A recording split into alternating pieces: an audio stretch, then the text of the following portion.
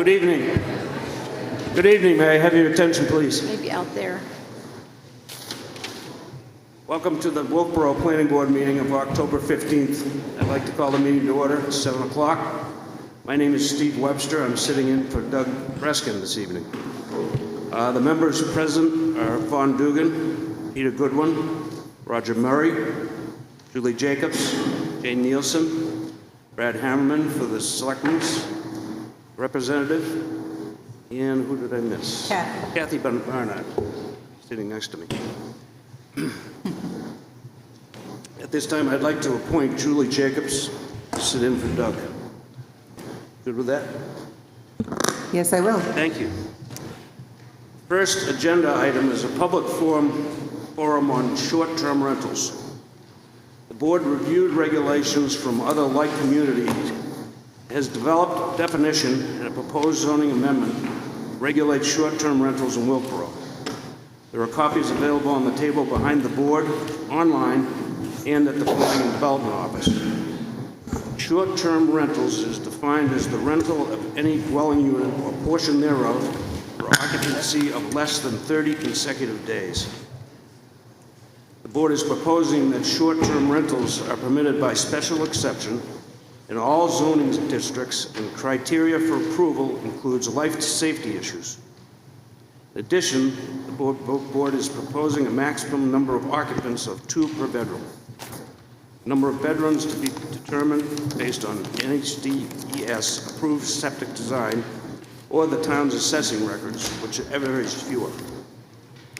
For those properties not served by town sewer, they must be,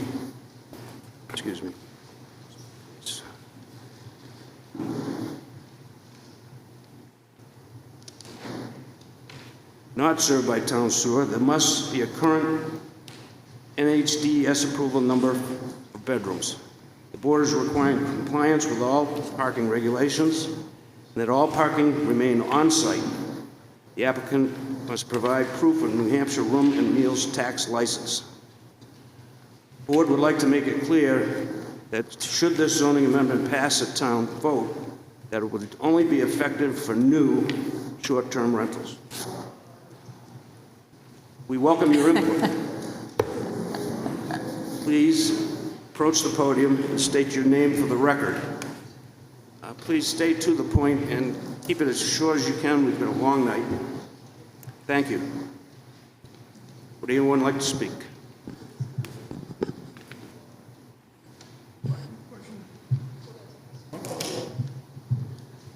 I'm Matt Platch.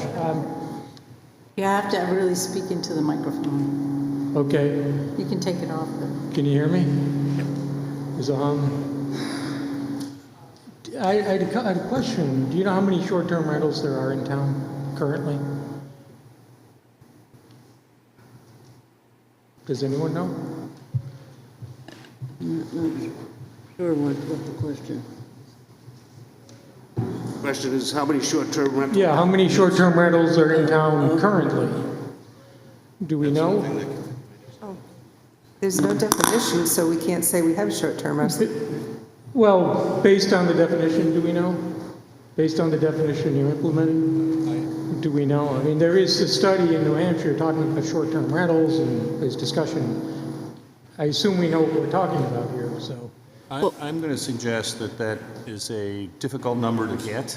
Okay. Because of the 2 or 3 different venues for finding those, as in VRBO and Airbnb, and there may be another one. And then there are also ones who are renting to people who they have rented for a long period of time. Mm-hmm. And those would not show up in any of those. And of course, those would be grandfathered in, so therefore that's really not really an issue. But to find the actual number of short-term rentals presently in Wolfeboro is a very, very difficult thing, and perhaps one which really can't be found definitively. Okay, fair enough. New Hampshire Housing Authority did a study on this, and they did it more by relation to population. Yeah. Carroll County had quite a few. It was 10 per 1,000. Okay. So would that put the number as 60? No, if you look online, a lot of the local hotels and cottages that have been long-term motels and rentals are also on sites like Airbnb and VRBO. So it's hard to parse what was a hotel, was a cottage colony, what is a new house. And because we have no definition yet of what a short-term rental is, which is critical, it's almost impossible to answer that question because we have no definition. But we all kind of know what we're talking about, right? Well, the new definition proposed is 30 days and under. But going by the definition in the state's report. But if it can't be determined, if we don't know, that's fine. That's a fair answer. And what I heard tonight, though, just now, was that this only applies to new short-term rentals? That's correct. And how do we identify those? Well, zoning cannot affect a pre-existing non-conforming use. So in order to determine whether it was a new or existing, an existing one would have to demonstrate that it was a pre-existing short-term rental prior to the enactment of the zoning ordinance. Okay. That's fair. Thank you. Thanks for your work on this.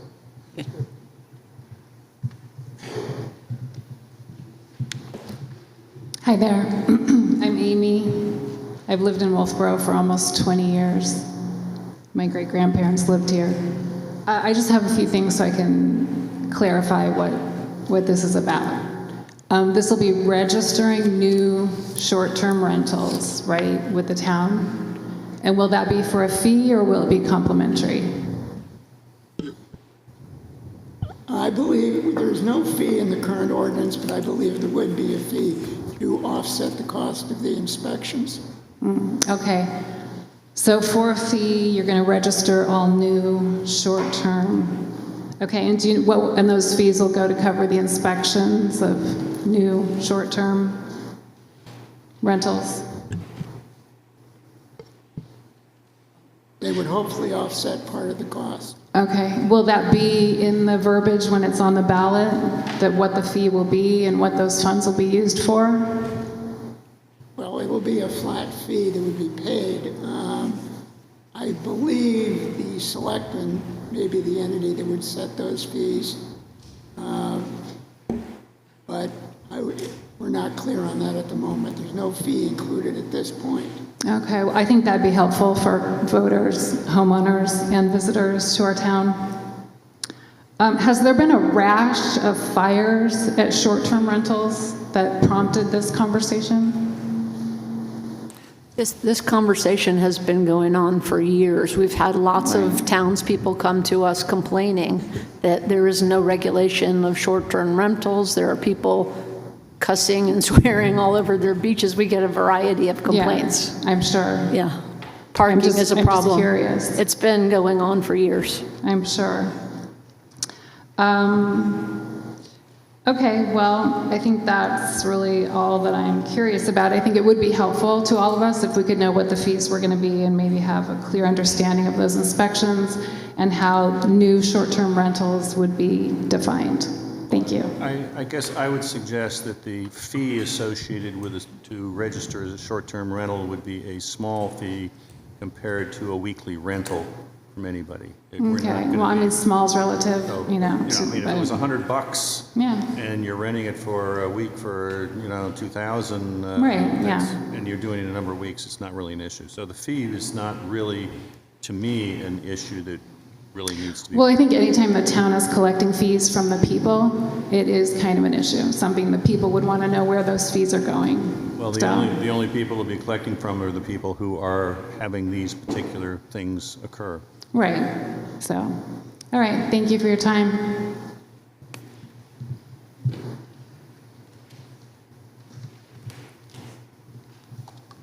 I'm really short, see if I can get this down low enough. Hi, I appreciate this meeting. My name is Tanya Albee. My grandfather started the Allen A Resort, so I do want to address a couple things, like when you ask about number of units in town, that part of that analysis has to include the number of overnight accommodations that we have lost over the decades. So the Alley is just one example, but that had 100 units for overnight guests in the oldest summer resort in America. Now, the oldest summer resort in America means that we are an overnight guest welcomer, I would think, and it says so everywhere you go into town. So it concerns me greatly to think that we would be making it difficult to offer more accommodation for guests. When the Alley closed decades ago, it lost 100 units to the town, 100. That was decades, and it's just one example. Since then, the Wentworth Motel came in, and that added back about 40 or so units, so that net loss is now 60. Across the street, was, where Snookers used to be, is affordable housing of about 8-ish units, so that now brings it down to 50-ish units, and I have one, because my grandfather's home had one left on it, and that's what I happen to own. So we still have a shortfall there from decades ago of 50 overnight accommodations, along with all the cottage colonies that changed their use and function for short-term accommodation. So I think it's important to remember that as a resort community, we have an obligation to continue that, or take the signs down when you come into town and don't say we're a resort community. We aren't really welcoming them. And remember that this will have impact to the business in town. The businesses depend upon resort people. I can tell you our guests go downtown for dinner every night. They buy t-shirts, they go on the Mount Washington up to the castle. All these things are an integral part of what these overnight guests do. The harder we make it to provide accommodations for these guests, the worse it's going to be for all of us. I don't think it's not about an Airbnb person or a renter making zillions of dollars. It's really about the impact of the town as a whole and its image. We're a wonderful little town. And because I read this with great concerns about the benefit to the homeowner that was in the purpose, I thought, well, I'm really interested in finding what those benefits might be. So as a homeowner, I wondered, what are my benefits? And I also went down to the town, and we asked about the fires, a lot of fires and Airbnbs, and asked the fire department this morning what kind of serious incidents had they had regarding, Airbnbs or rentals. I'm using Airbnb for the short-term rental. They hadn't had any. They did have some concerns at the fire department. They said, based on what their understanding on this document, is the enforcement. How are they going to enforce 2 people in a bedroom? Are we going to hire a police department to go knock on doors and make sure there's only 2 people per 1 bedroom? Are we going to go to a studio apartment person and say, you all have to leave because studios aren't a bedroom, so therefore nobody can go in there? Are we going to also go to the person who says, grandparents are renting at our place, and suddenly the kids brought their granddaughter over and dropped her off for the night, unbeknownst to us as owners? We violated the ordinance. How is this really going to work? Who's taking care of this? And then what are we going to do? We're going to drag them off to jail? What are we going to do to these people? And then what are you going to do to this person who owns the Airbnb? Is this legitimate? Because there's been no issue. The fire department had no safety issue going on with current rentals. None. Well, that wasn't enough for me. I went to the police department. I wanted to know about all these complaints that you're getting from people about, oh, it's terrible with the noise and all the rest of it. Well, if we look at chapter 100-5, in the ordinances, there's already an ordinance in there that discusses if you have noise. The noise could be as little as a radio next door driving you crazy, or if you're in an apartment, it could be through the sheetrock walls. It's already regulated. You can call the police and they can go down and they can identify that as breaking the rule of 100-E or 5. So I think, isn't it redundant to do this again? So we're going to be adding more laws on top of laws we already have, plus the enforceability of all of them. So I think that there's some huge questions here on what's going to happen, and the restriction towards what end. There's no revenue production in this for the town. And then we want to audit the people for the New Hampshire Department of Revenue for their income tax, the incomes for their 7% room and meals tax. Well, the New Hampshire Department of Revenue Services does a pretty good job of monitoring themselves. They probably don't need your help. And I think that we shouldn't be jumping into that. And I think it would be the same situation when it comes to the Department of Environmental Services. The Department of Environmental Services manages septic systems. And I think, why would the town of Wolfeboro suddenly want to do that in addition towards just collecting a fee? So I think that you're looking at a lot of things going towards what? Is this really helping anybody? Is it helping our merchants in town? And is it really this benefit to homeowners and guests? How is this helping a guest? How, and I am particularly, like I say, concerned with the 2-person rule per bedroom. I think that this just goes so off the charts. The fire department uses 3 unrelated people, but this is going to go further and supersede all other ordinances. So it's going to sit above?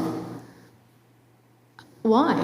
Where did you come up with the idea of 2? I really wonder where this comes from. And are they 2 unrelated people, or do they have to be relatives? Where is this? So I think that it's really unfair to anybody coming in, even with a new Airbnb. I think it's unfair when there's existing laws not to use them and appropriate more funding to help them enforce them if that's where the dilemma is. And I think that it's unfair to punish all the businesses in town and the people that want to come in and offset some of their expense for property taxes and what have you, and say, no, you have to fit into all these regulations, and we want to see your septic design, and we want you to jump through hoops now. I'm all set. Mine's been there for 62 years. But that doesn't mean it precludes the people coming in should be punished. And it doesn't mean we should stop being the oldest summer resort in America. Thank you. Thank you.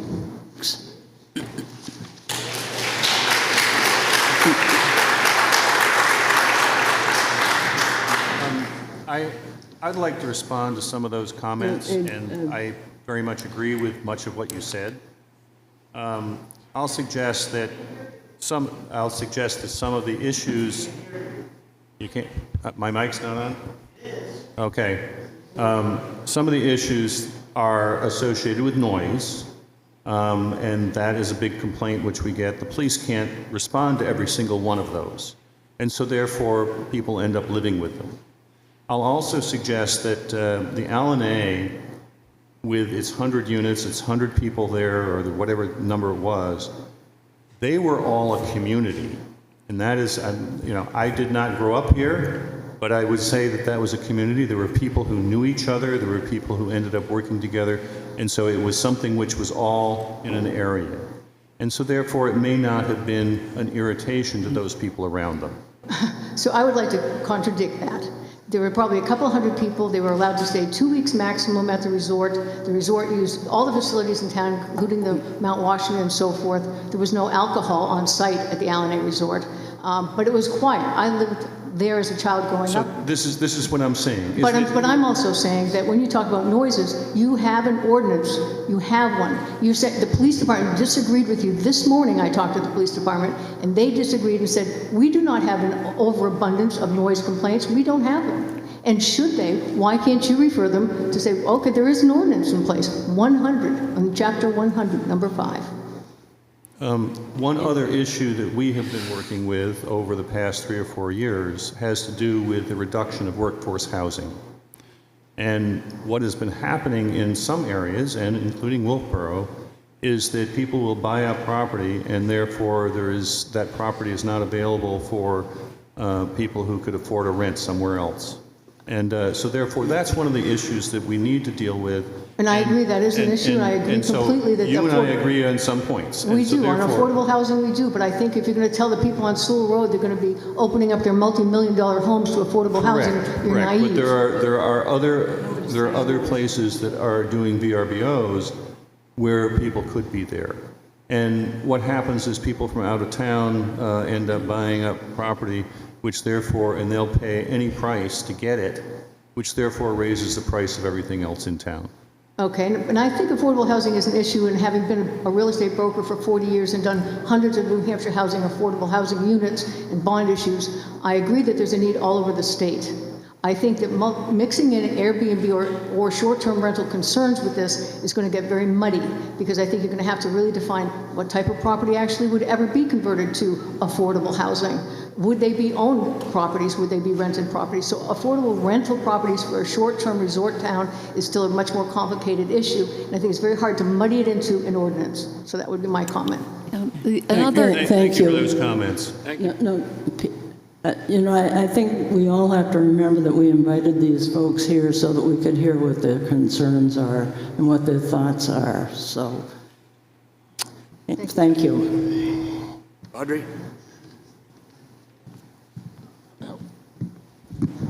Hi, thank you. I'm glad you brought up the affordable housing issue, because I think that's really the point you're trying to get at. Like the short-term rental regulations and for, it's not really going to work for that. That's a real issue. Like, there's no problem with short-term rentals in this community. It's working for homeowners. It's working for visitors. It's self-regulatory. The bad ones go away because they get bad reviews. The good ones continue. But there's a real issue. I think everyone in this room has friends and family who'd like to move here and work here, but they can't afford it. So I think that could be addressed, and in fact has been addressed. Jordy Hutchinson and Michelle Hansen brought a beautiful project with their attorney Randy Walker that got full approval. I don't know why that project has been aborted. I don't know who aborted it, but it could have been built a year ago probably. I mean, it was a beautiful project with hundreds of spaces that were affordable, solar, a dog park. I need to interrupt. So Please, that's the issue that needs to be addressed. Please stick to the subject. Thank you. It was brought up that that's the real issue. So that's the real issue. We are here to hear from you about the short-term rentals. So, thank you. Audrey? Hi, Audrey Klein. I just want to say I'm neither for nor against this proposal or short-term rentals. I just have some suggestions for language that I noticed as I'm reading through it that I hope that you'll consider before you finish your final draft. The rental of any dwelling unit or portion thereof for an occupancy of less than 30 consecutive days. That's very straightforward, but it misses these units that are not full dwelling units, like accessory buildings that are not dwelling units. They're not attached to a full dwelling unit. They're not part of a full dwelling unit. They're a completely separate building, and they're used for overnight accommodations. As long as they don't have a kitchen, they got a bathroom and a bedroom, they don't fit into this definition. So it would be like an accessory sleeping cabin. A tent doesn't fit in this definition. There's glamping spots online. I think that's great, but it's not spoken to here. There's RV overnight parking spots for lease. That's not spoken to in this definition. So I'm concerned that we're not really allowing for the variety of different types of short-term rentals that are possible. So I suggest that somewhere the language change to overnight accommodations for compensation. That would pick up all of those other types of overnights. And that would allow the use of a glamping tent space on a farm or an RV parking spot where somebody could plug in, if that was desired to be something that was permitted. Right now, those aren't spoken to. Just quickly to the other speakers, there's a cost for a special exception. So there would be that plus the cost to the town for the fire and building inspections, and that special inspection and building and fire inspection would be every 2 years. I don't know how much the special exception is, but there is a cost for it because it gets advertised and so forth. I want to say we're not talking about commercial overnight rentals. There's plenty of opportunity to develop commercial overnight rentals for short-term bed and breakfasts, motels, hotels, even campgrounds. So, is there another one? Hotel, inn, motel. These can all still be developed and increase the overnight accommodations in Wolfeboro. What we're talking about regulating, in my mind, is those, in particular, those units that are flying under the radar right now, that don't have any approvals, don't have inspections. Perhaps there's more than one on a property. Maybe they didn't get a building permit for what they did. There's a lot of those out there that are the first layer of what I think we want to address. I don't know if this does that, but I think that is one of my concerns. So the top layer of what we'd like to do is not have investors purchase houses and then turn them into short-term rentals. So if there's some kind of language we could use about resident homeowners, having those short-term rentals permitted for any resident homeowner in some way on their property, I don't think that should be regulated. It probably should have an inspection, probably should have an approval, so we can check parking spaces and things like that. But we haven't really addressed whether we're allowing this for a resident or somebody who is just coming in to purchase a property and they'll never be here.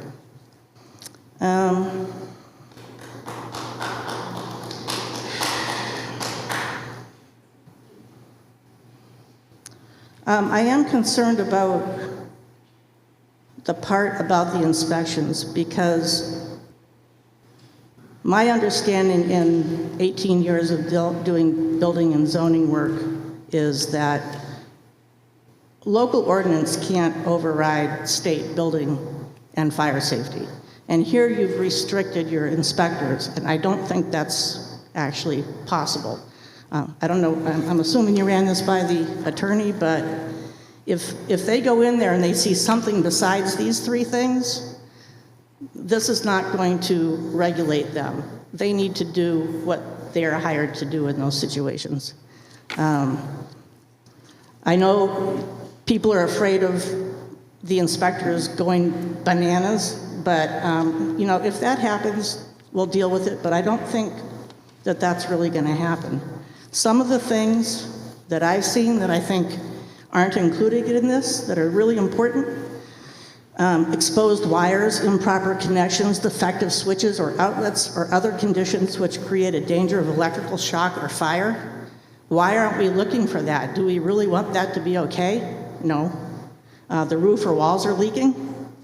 The porches, stairs, or railings are not structurally sound. Decks, they cause a lot of problems. The tub water is way too hot, creating a scalding situation. I just think that restricting the inspectors to this list is not a good idea. Let's see.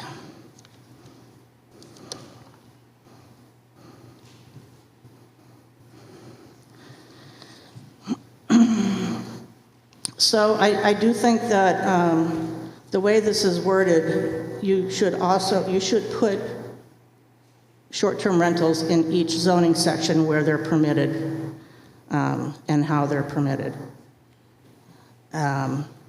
Because the language of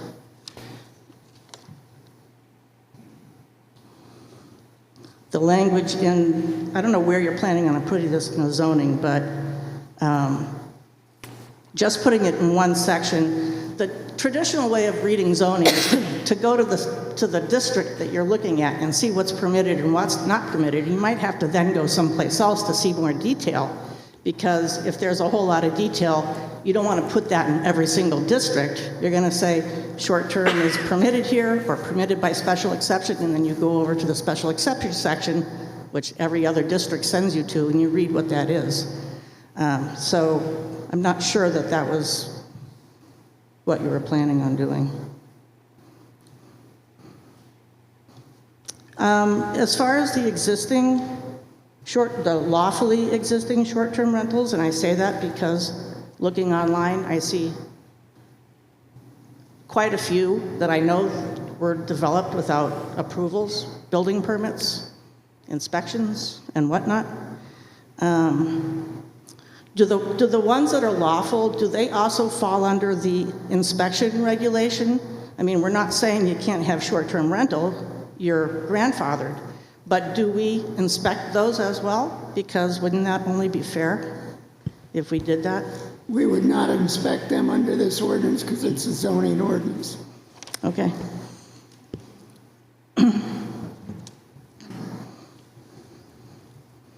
I'm assuming you asked the attorney whether that was possible. Well, if you haven't, I suggest you do.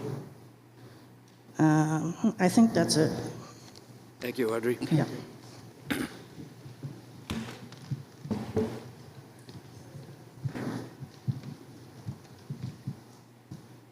Good evening. Thank you for allowing the public to come forward and share some thoughts with you. Need to get right up to the mic. Thank you Yep, they're good. for taking the time and allowing the public to come up and make some comments. We all appreciate that. We need you to tell us who you are, even if we know. Excuse me? We need you to tell us who you are. I don't know that. My name is Paul Zimmerman.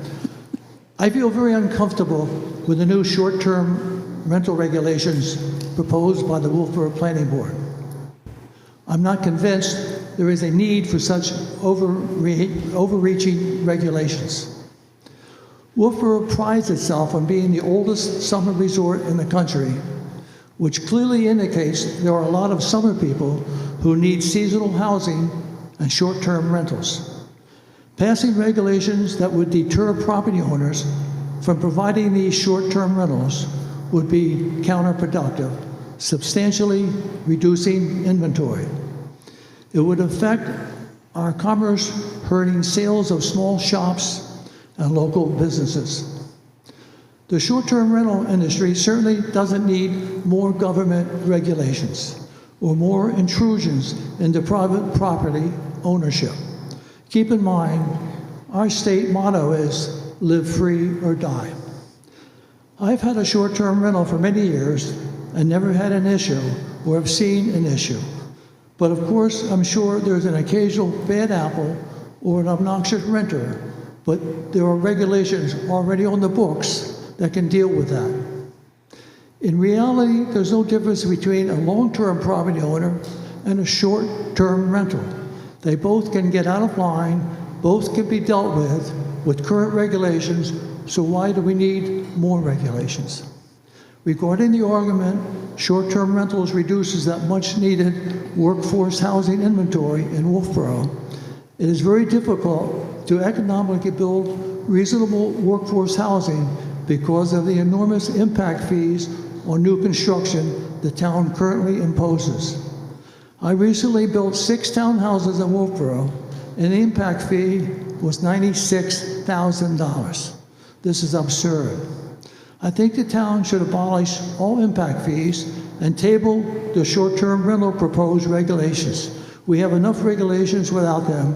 We need less government regulations, not more. Thank you,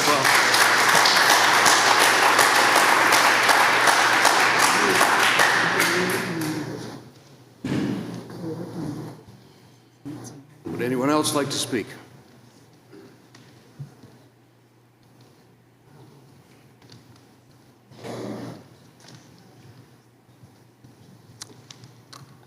My name is Janet Vaughn. My husband and I retired here 14 years ago from Cape Cod. We had a bed and breakfast on Cape Cod for 9 years, so we know how to do this. We moved to North Main Street, and we're right across the street from 123 North Main Street, which was a B&B when we moved here. Very nice people, very nice owners. Never had a problem. New owners came in, never had a problem. The good thing was there was an owner on site. That owner sold it to someone who does not even live in this state, never met him. He never came over to introduce himself, never said anything, which that's his prerogative, but you'd think you'd do that in a neighborhood. And it has now, it's an Airbnb. There's, like I said, there's no owner on site. They have a host that they call on the phone if they need something done, and someone shows up and does something. Last night at midnight, I heard this noise and I thought, where is this party? And I looked out my window and the people arrived, 3 cars at midnight, and they were all laughing and yelling and moving into the house at midnight. No care for anybody in the neighborhood. We're all neighborhood people around them. I did, if you look on their website, it used to be 4 bedrooms. It now says 6 bedrooms with 2 extra sleeping areas. We put in a letter to the town. It went to the police, the fire, the water and sewer, the code officer, and said, how can this happen? They say they can sleep 19 people in there. They don't have enough parking for 19 people. They park on the sidewalk, and there's no curb in front of that house, so they would park against the fence, which would make the walkers, because that's a lot of people walk on North Main Street, up and down. They have to walk out into the street when those cars park against the fence. And a couple of times, the police called and said they got our letter, and the fire department did too. But I saw a policeman stop there one day. The people were in the house. He knocked on the door. He knocked on the second door. They looked out the window, but they wouldn't answer the door. And these are the people that are renting. But there's no oversight on it. And if it just amazes me that 19 people can be in there and there's no 19 people in that house. They're all over the floor. At one point, there were not egress in some of the places. They did fix that, but it's just crazy.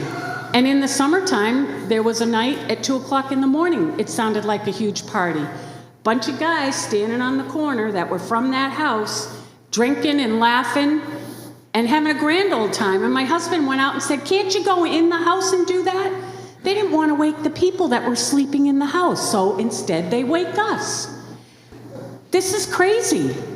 And you should be doing the room tax. Can't you get money from the room tax for that? They're sliding by on that. But I really think there should be, to have an owner out of state, that's just crazy, because he doesn't know what the heck is going on. And even if he has the super host or whatever, and I don't think he's in the state, you just don't know what's going on in there. But how can it go from 4 bedrooms to 6 bedrooms and nobody know about that? And when I complained, they said, well, they didn't get a building permit. And now the workers aren't there, so they can't go and look.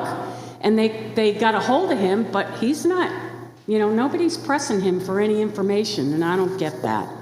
But it's a hassle to us who live here, and, we respect our neighbors and we want to be good neighbors, but they are not good neighbors. They're there to have a great time, and they don't care. But, sorry. Thank you.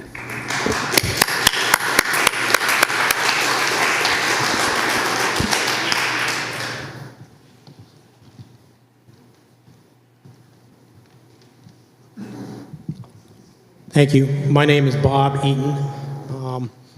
I agree with the people on, it feels like there's a lot of pending oversight on trying to create some regulations on things that already are existing regulations. Just like the woman before me, having that many people creating disturbance late at night, it's not necessarily because it's a short-term rental, but there are rules that are in the town already to enforce those things.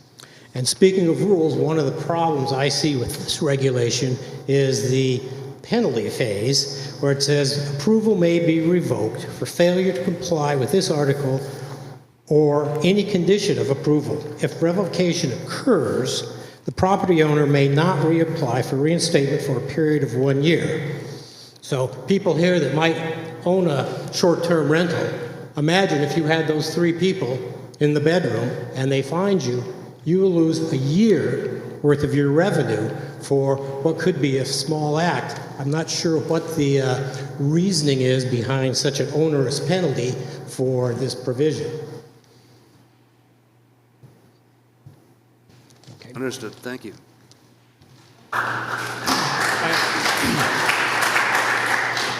I would like to speak to those issues in that the case we had with the loud people across the street is something that we do not want to have increased in number. What we're proposing here is something which would grandfather that particular Airbnb in, so they really are not going to be affected. We just don't want that to go further out and be more of a problem.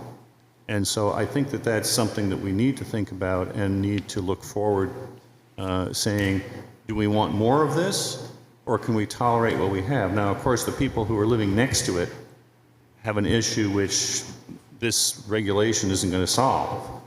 But I think in some ways what was discussed there was that it was fine when there were local people dealing with it. And now when there's the out-of-state person dealing with it, then it became a problem. And I think that's some of what we're trying to look at as a planning board. If I could just respond briefly to the prior speaker. This was taken from another number of ordinances. Some of them did have a specific number of complaints prior to revocation. When we drafted this, we realized it was going to need to be reviewed by our attorney and fleshed out in terms of the revocation. But there are various ways of handling that so that if one person goes outside and yells at midnight, that's not going to make you lose your permit.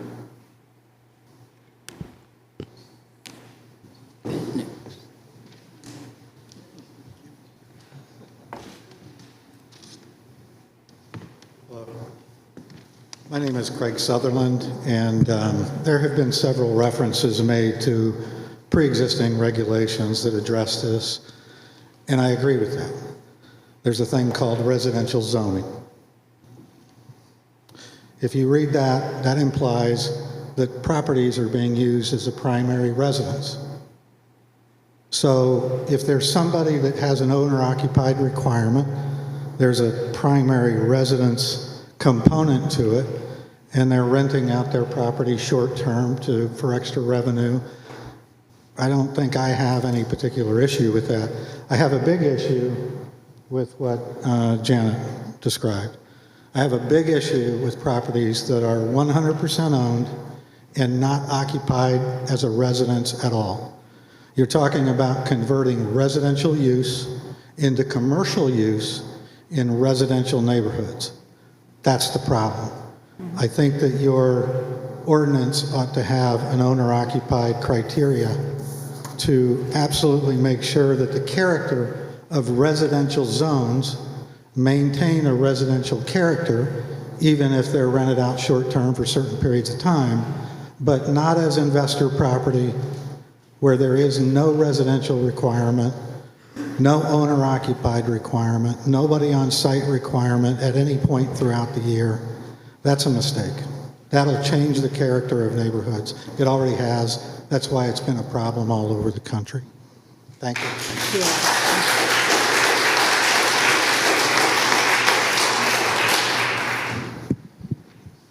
Kathy Fairman, I've been a small business owner here in Wolfeboro for 40 years, known mostly because I have the trolleys here in town. But I also have a mixed-use commercial building that has 4 one-bedroom apartments, which at this time I have and can expect to continue leasing on an annual basis for 1-year leases, so they're year-round. But I choose to do that. They could be short-term rentals. First of all, thank you so much for taking the time to explore this, for trying to put something together that at least we can all look at and tear apart and poke holes in and make suggestions at and come to you and as a forum can kick around ideas, because that's where we're going to get someplace that's going to be better and is going to help us as a community.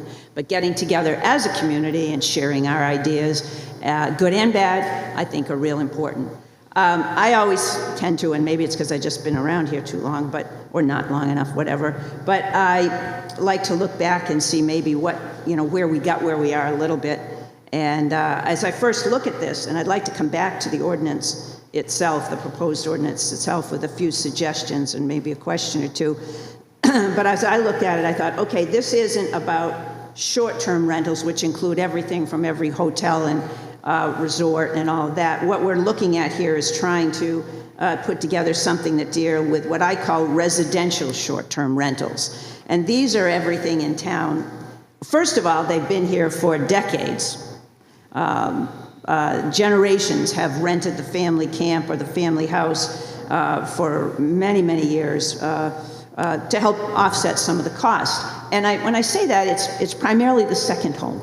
And that second home can be everything from a rustic camp of 2 rooms up to mobile homes, to apartments, to condos, to single-family residences, or to lake houses where you can invite and sleep your 34 of your best family members and friends. We've got all of those in town now. That's a long way from renting the family camp. Certainly, I've been listening to a lot of things here, and certainly having something about a resident or an owner in there might help in one way where we could help guide this or regulate it.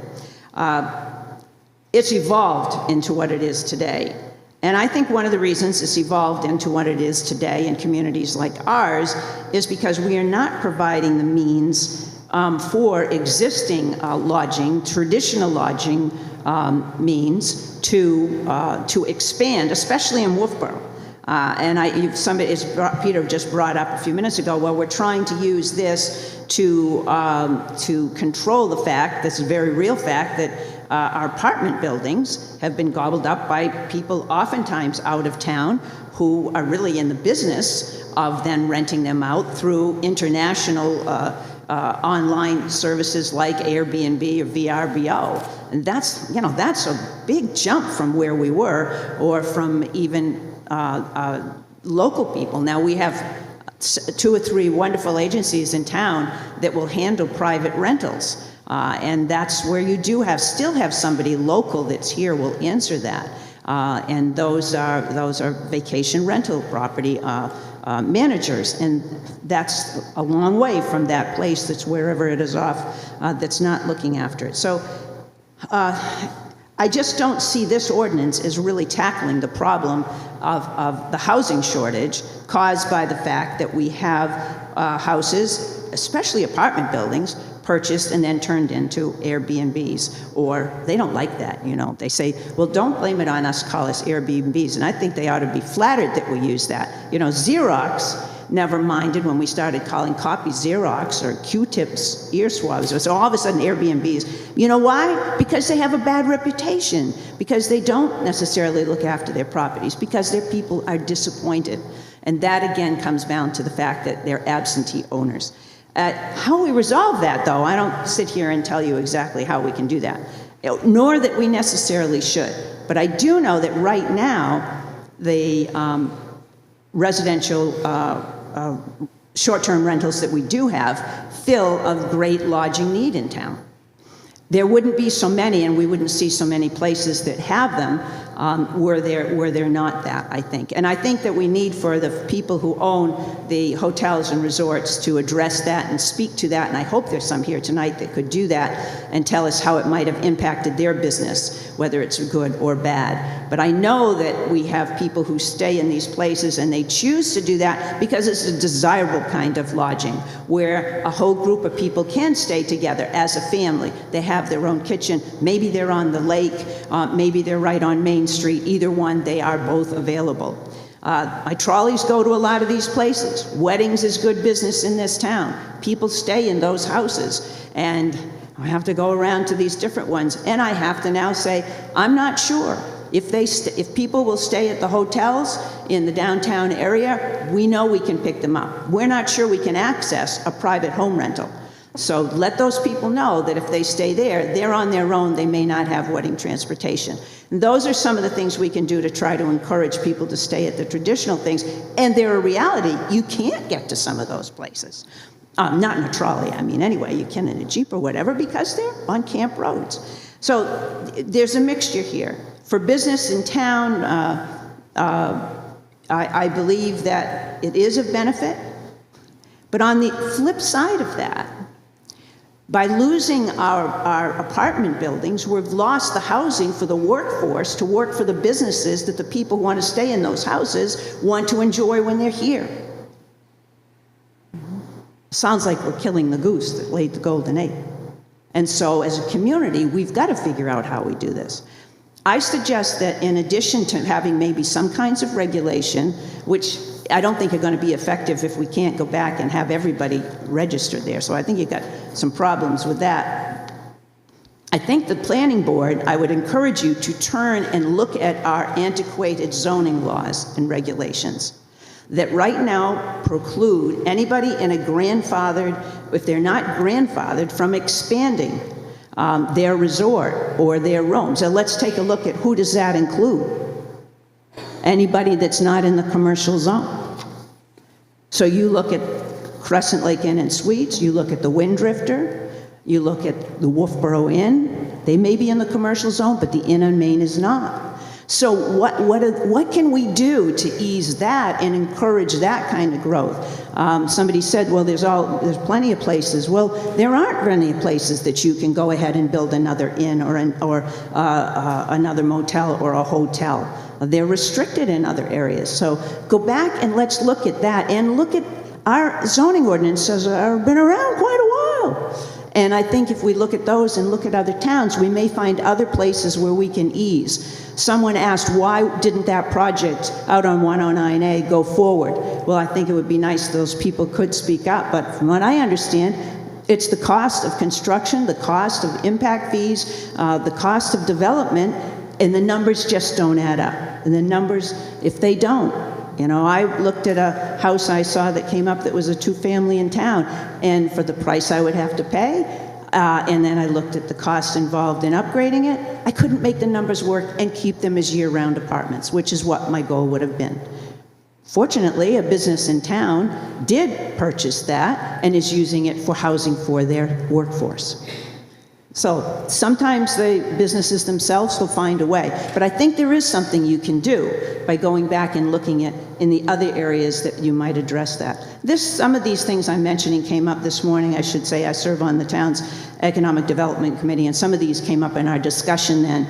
We're not ready to say where we feel on this because we feel that it's too new, that you are still gathering your information on the ordinance. Specifically on the short-term ordinance, I read the sentence, short-term rentals shall be permitted by special exception in all zoning districts. And I said, well, let's just take out the special exception there because that requires it to go before a board, and I don't think we should burden our ZBA or our planning board with things like that. If we can say, if it's permitted, you have the criteria, you go down the criteria, and it's signed off, just like when you get a sign or you get anything else. So I did not see why we should have that special exception in there, and I don't think it would be granted. In terms of zones, we talked about having a nice big map so we could all see where our zones are and what they are available for meetings like this and in the town all the time, which would be nice. But if we were to go with the zones and allow short-term rentals, residential short-term rentals in specific zones, I wonder if it wouldn't make sense to have them, and I don't remember how the zones work, but waterfront zones, in the waterfront zone and in the commercial district, and that would keep them out of the residential district. I don't even know that we have a, quote, waterfront zone, but if they want to stay on the water, people who are going to pay that amount of money, I think that makes more sense than having them in actual residential zones, which we do. In Cricket Hill, we have them. We have them all over town, and I can understand. This situation at 123 is the perfect example of why a lot of people are here tonight. And it's a reasonable thing for the community to say we don't want that. So I think it's a matter of, it's a matter of balancing so many things here that you have on your plate.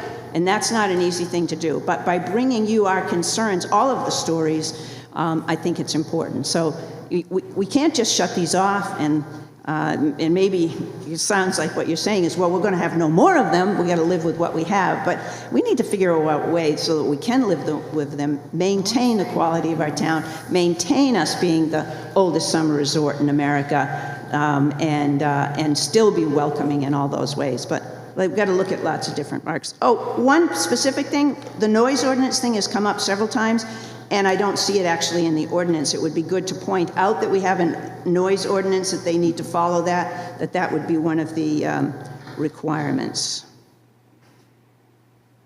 Just want to make sure I didn't miss anything on the notes I took tonight. Thank you ever so much for listening. Sorry I was long-winded. Thank you. Thank you.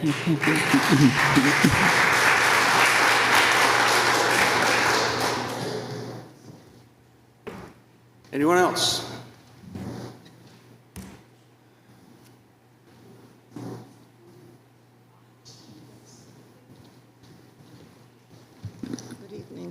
Good evening. My name is Barbara Rodolfi, and I've lived in Wolfeboro now 11 years. I'm sort of representing the old people in town. I belong to the senior center, and all I hear is animosity about the tourists that you're so striving to bring in here. Was a military wife. I've lived all over the world. And when you claim your claim to fame and you say, if we build it, they will come, I just want to warn you, you won't want it when it comes. I had multiple units in Dover, New Hampshire, and I sold real estate at the time. Believe me, every single time someone came from Boston, and I grew up in Boston, so I'm not saying you can't come from Boston. What I'm saying is when they come, they want the city to bend to what they're used to. You've seen it, I've heard it from Hunt's, from the grocery store that burnt down. I mean, all the talk was build a 5-star garage, and what does that do to the town? It accommodates the people that are only here for maybe 1 month, but they are demanding, and they are also using your police, your hospital. Yes, they're doing great in your businesses, but the greed of a business, believe me, you'll all want to move. You can't have residential sections.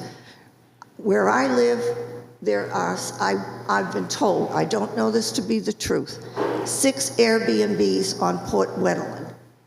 I don't live on Port Wetland, I live on Winter Haven, which is not part of the association, so I can't speak for the association.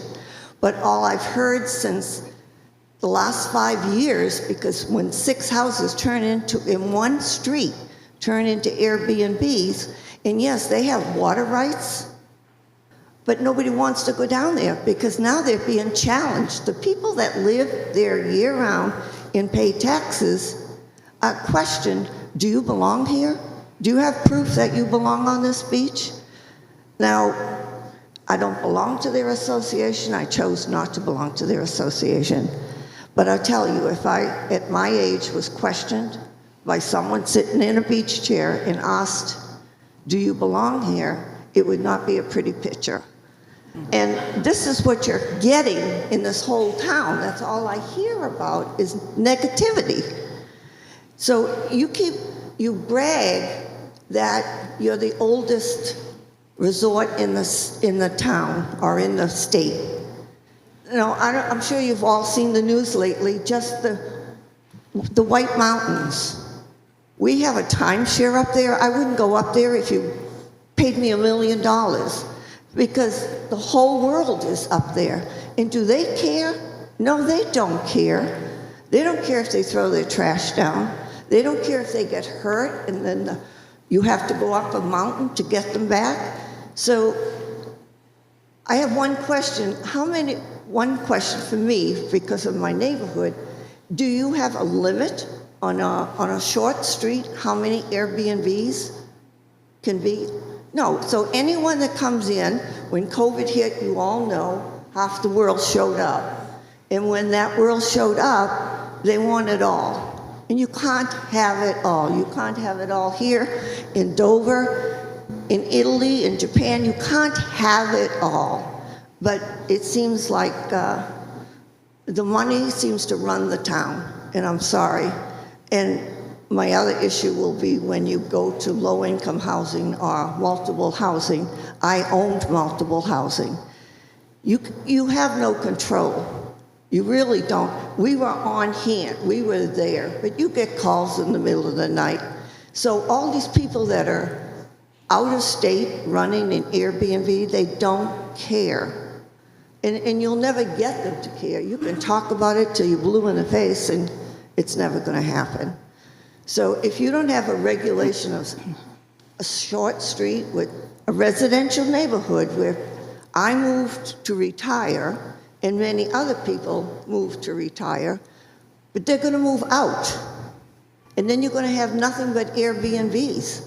And then you're going to have all the Airbnb people, they don't want to work in the restaurants. They're here for 2 weeks maybe, and they're gone. So anyway, that nobody can answer, that there is no regulation for Airbnbs? So this is what we're working on. That's what we're addressing Of here. regulation? Yeah. Yes. How many per neighborhood? It's not by neighborhood. It would be by this new regulation or some version of I'm it. not familiar, I'm sorry, I'm not familiar at all with any of your regulations. I just know where I have lived, if your motto is come and we'll serve you, the old days of the cottages is a wonderful. I never had the privilege of having a parent or a grandparent with a cottage. But the people that do, I understand what they're trying to protect, but they're not really protecting it. They're allowing more and more into the town. And when that happens, then you have this big problem. Thank you. Thank you.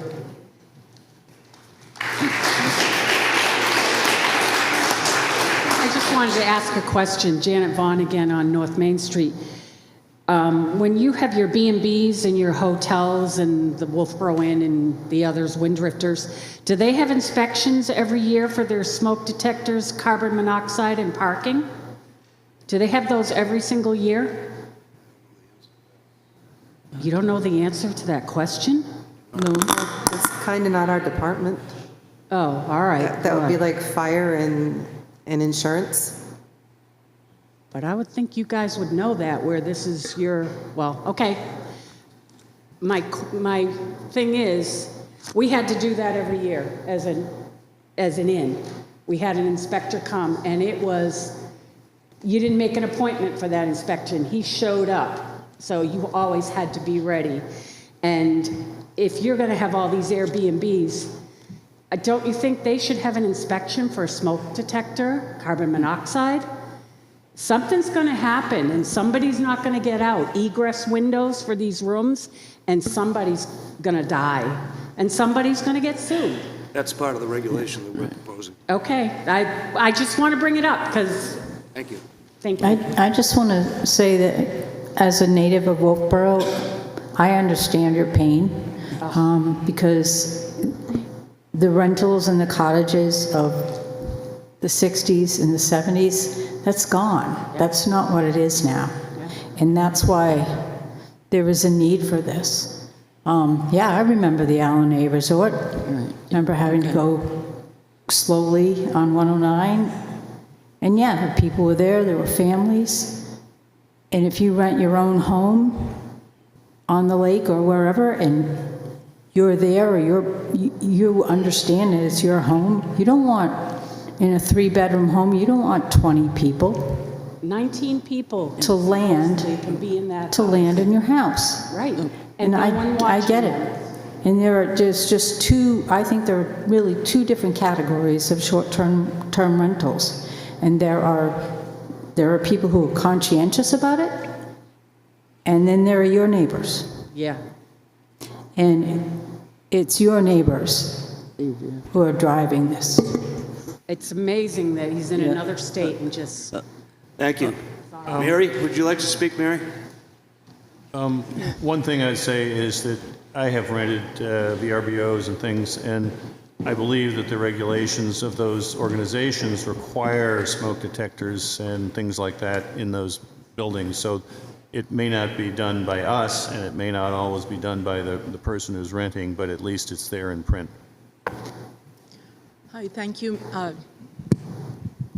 Mary DeVries, and I am here tonight on behalf of the Wolfeboro Area Chamber of Commerce. And I just want to start by saying that our board of directors had just a very preliminary discussion on the subjects of tonight's 2 forums. And then we did an initial communication out to our business membership and asked for kind of a quick turnaround. So I would like to share just some questions and comments that came from that.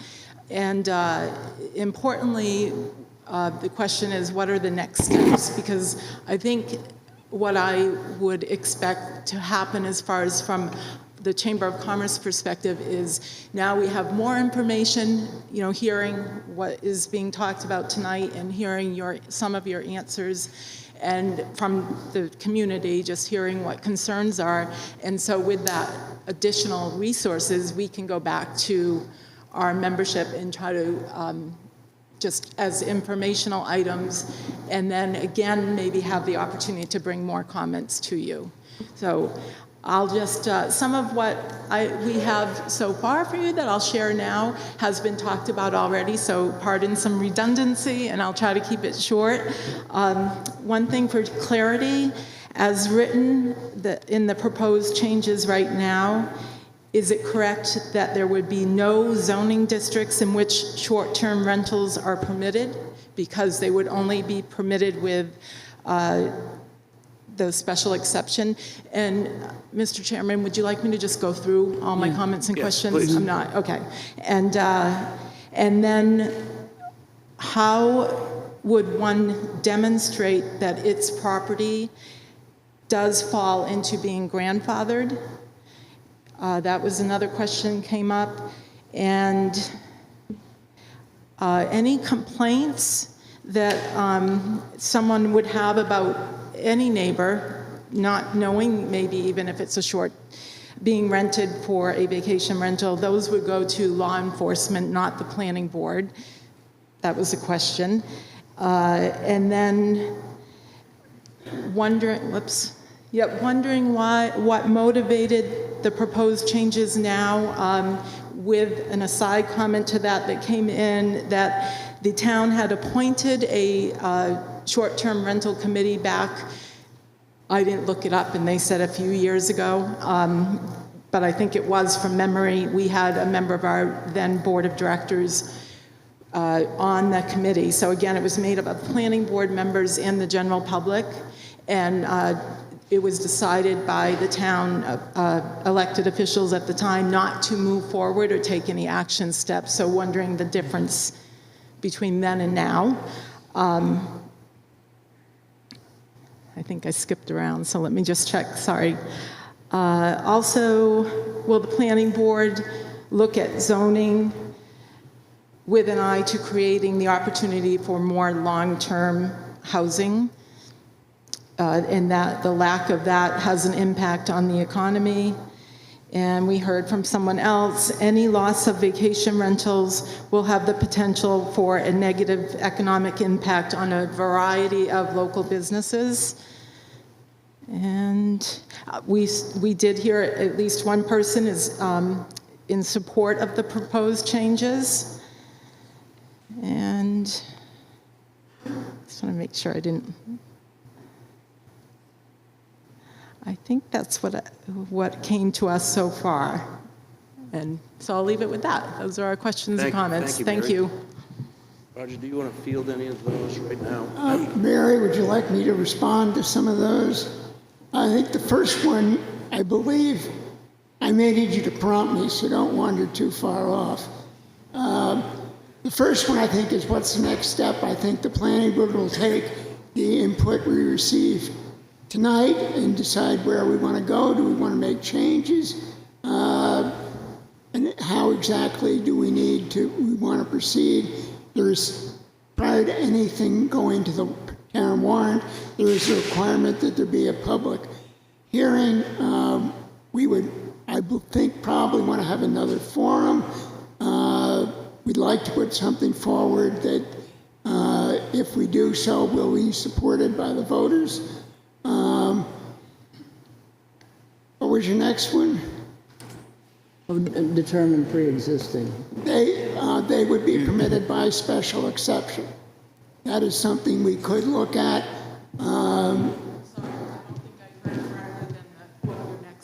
What you touched on. The special exception, right now, as proposed, it would require a special exception. In every zone. In every zone. Yeah. Yeah.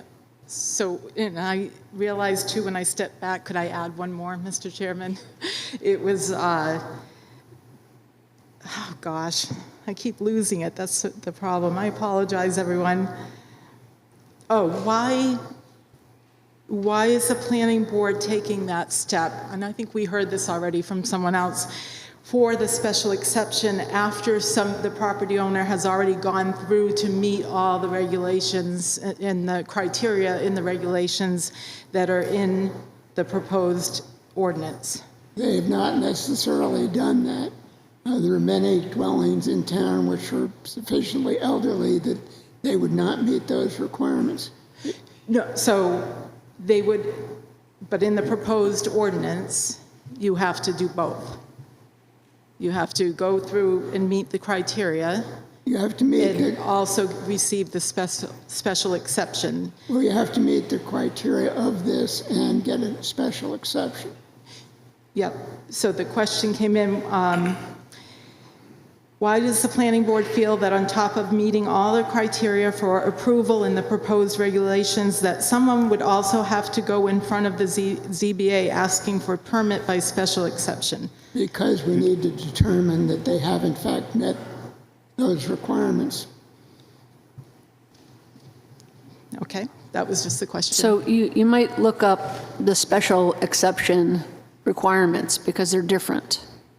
Has to do with the neighborhoods, and effect on the community, so it's not detrimental. So there's other, and we've talked about streets. Some people don't want them on some streets, so it's another layer. Will that be included in the proposed changes? No, it's in special exceptions. If you look up how to get one.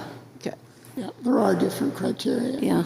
And then part of this forum is for us to hear all these questions, not necessarily the back and forth. Yep, that's why I stepped away, so, yep. You did ask questions. We will have a work session to work on this. Well, You did ask questions, so I was trying to answer them, not... Okay, Mary, we spent over an hour. So Mary, on the pre-existing, the folks that already have short-term rentals, we would require them to just show invoices or some proof that they have a short-term rental already. That was why we put the room and meals tax in there as a way of documenting the existence. We're not trying to collect for the state. It was a way to determine whether it existed. Also, I want to acknowledge that we did receive correspondence from several couples and several other individuals. You can email Leanne at the planning office, and we gladly take these in for consideration. I will also... With that part of the input. I'll also suggest that 3 or 4 years ago, the planning board was working with a short-term rental committee, and ultimately they came up with a short-term rental definition, which was going to be the start of where we could end up then moving forward. Unfortunately, the definition itself was voted down by the vote in March, and so therefore we were working on something, and then we're now in some ways starting over, and we do need a definition of what it is before we really can regulate it. Thank you, Peter.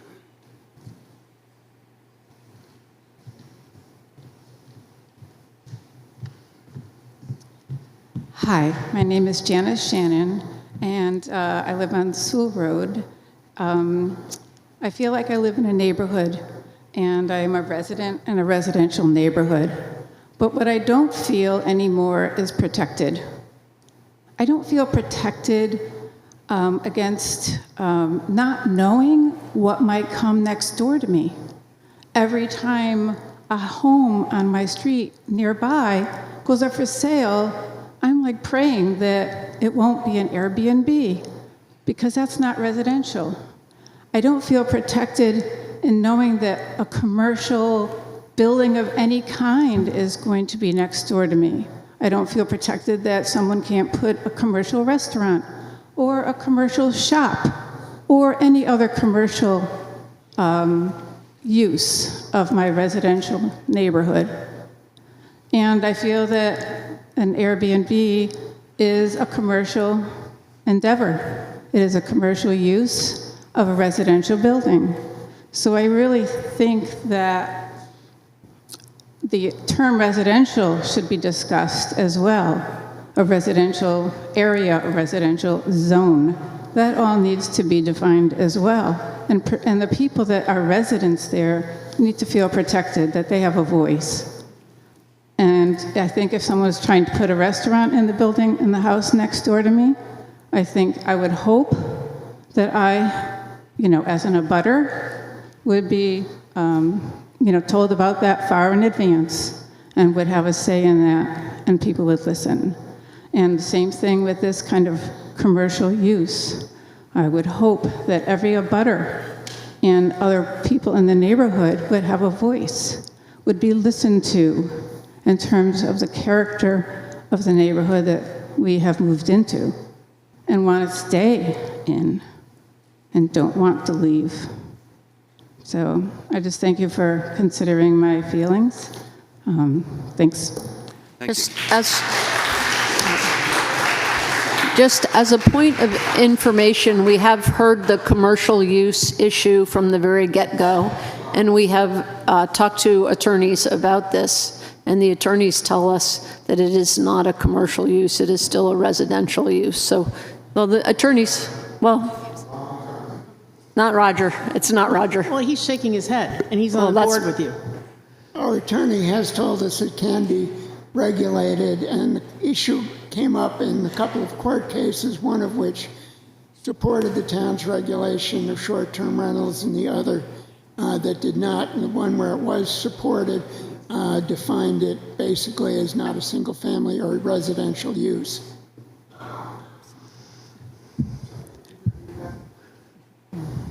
In the Portsmouth case, Portsmouth defined it as did not define it as a residential use. I think there's an opinion from the Municipal Association that says it's not a residential use. That is not a residential use of the property.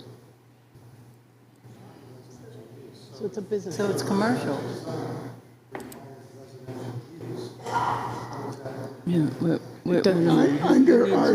Under our zoning ordinance, it would be in the New Hampshire Supreme Court in Conway disallowed Conway's regulation of a short-term rental because of the definition.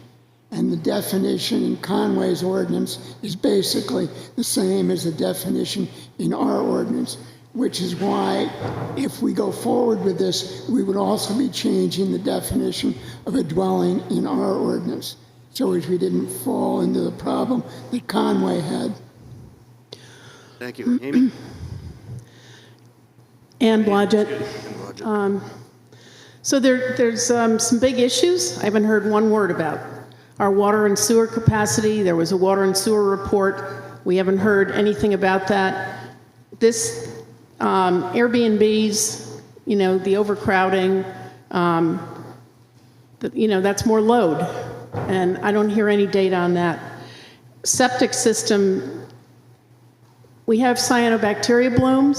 Septic systems are part of the cause of cyanobacteria blooms. Faulty septic systems, overused, or failing.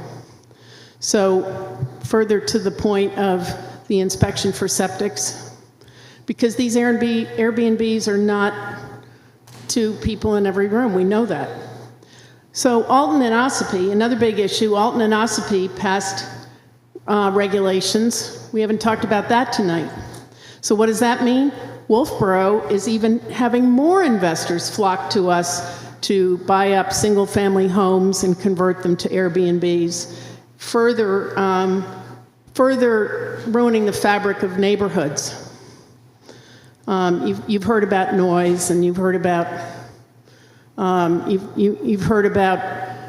no one's there, or you've heard about Pleasant Street and the trash, and the Airbnb wasn't watching the trash. We even had to adopt an ordinance because of that one Airbnb.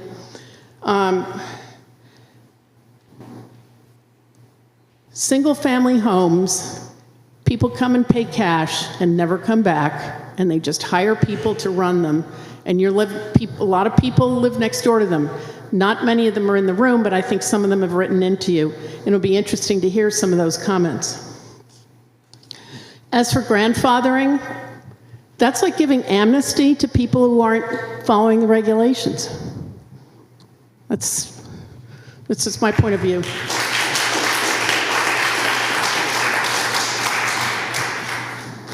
Thank you, Ann. I just have 2 follow-up questions for your consideration, not to be answered. Your name? Craig Sutherland. And I echo Janice's concerns. You have to ask yourselves, what is the significance of residential zones if residences can be converted to businesses?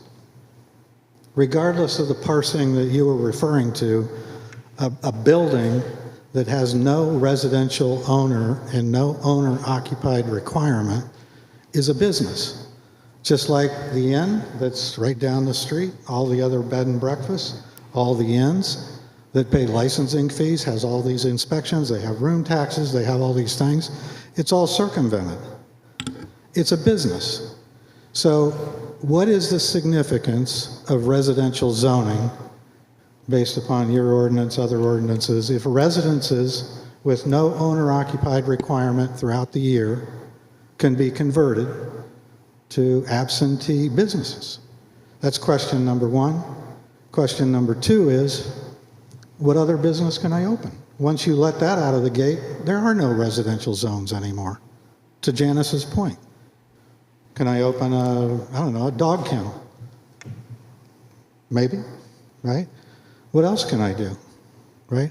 You open that gate, there is no residential zoning anymore based upon what I understand has been outlined, and to me it opens the floodgates, which could change this community, to the other lady's comment, a lot more in many negative ways than you can imagine. I'm not against short-term rentals.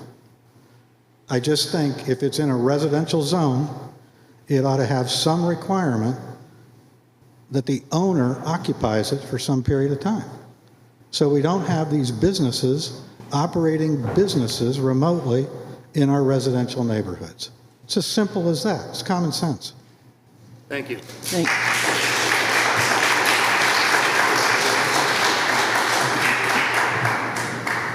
Just a couple of thoughts to share as I'm thinking about what we're talking about, which sounds really so neat and clean. But it's perfectly possible to have a duplex or condominiums with multiple residences that might be rented on a year-round basis in a residential zone because people are living in those houses. So I don't think it's as simple as to say it has to be owner-occupied, because a person may own a business that is apartment buildings in a residential unit, in a residential zone, which is perfectly appropriate. When it becomes a business, and when it changes, because they're still living there, they're only living there for a week. So it's a residence. So I don't think we're going to get to where we want. You're saying no. I'm saying one other thing that pops through my head is that a lot of these have got to be in LLCs. When you buy a business and it's a commercial enterprise and you're renting it and you've got your, you get your money coming in, you got your money going out, all of that, that's a business. And so they're going to be identified by some kind of a business management. They're going to have be an LLC or a Chapter S or something like that, which would identify them as a business. But so would an apartment building, right? I am not coming in with the answer. I'm coming in with questions and just thoughts about it in terms of how you do that. But I do think that we need our state representatives to be looking at this as well, so we can get some clear guidance from what it is, because we're getting more than one thing. I understand now better what happened in North Conway. Thank you.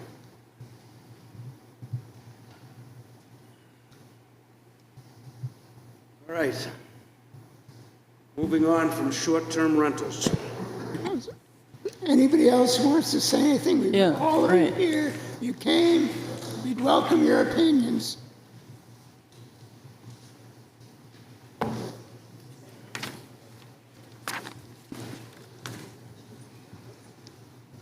I would like to make just one final remark on an RSA. I need my glasses for this. RSA 674-19 specifically protects non-conforming uses and prevents new zoning ordinances from impacting all lawfully existing uses. Non-conformity protections apply to both principal and accessory uses of property. To qualify, you must have actually been in use at the time of the enactment of the zoning amendment, which goes to the comment made at the very beginning of this meeting that things are grandfathered. But I want to mention that the reason this might have come up, and I don't know for sure if this was why, but that there is an RSA already in place that says you can't just take all these grandfathered properties and make a rule. We're very much aware of that. Right, but it came up in the audience that perhaps, you know, the grandfather shouldn't count. Thank you, Lon.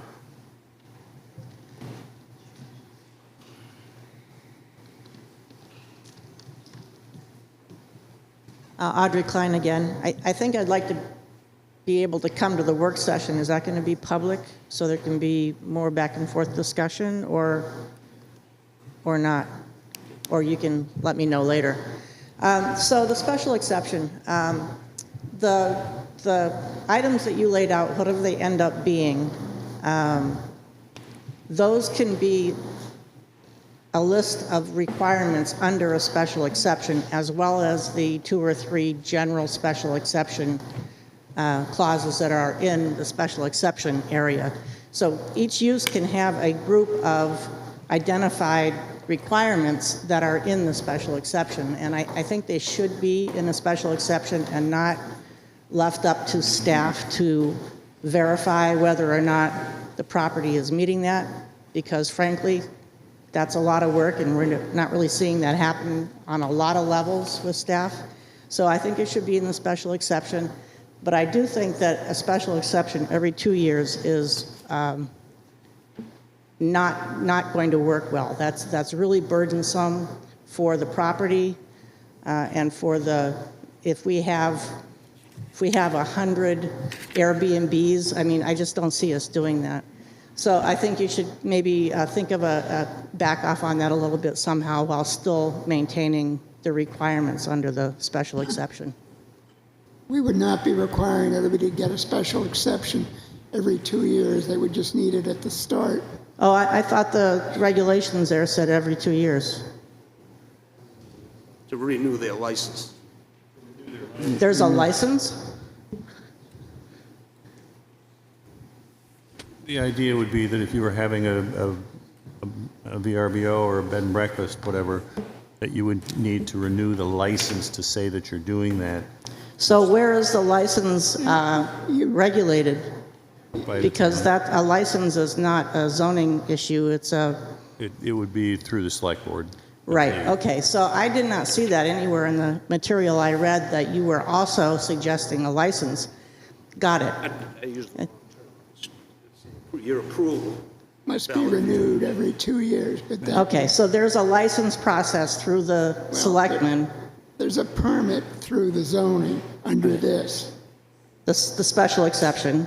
Yes, but you don't have to get a special exception every 2 years. Okay. You get one special exception, and you just have to be re-inspected every 2 years. Right, but then there's a licensing? No. No license? No. Originally, we looked at a licensing agreement that would apply to existing uses and to current uses, and we were advised that it was questionable whether he had that authority. Okay. Yeah, I like the special exception on the sale of the property. That makes sense, and I think that's legally defensible. And not every 2 years is, I'm glad to hear that. Thank you.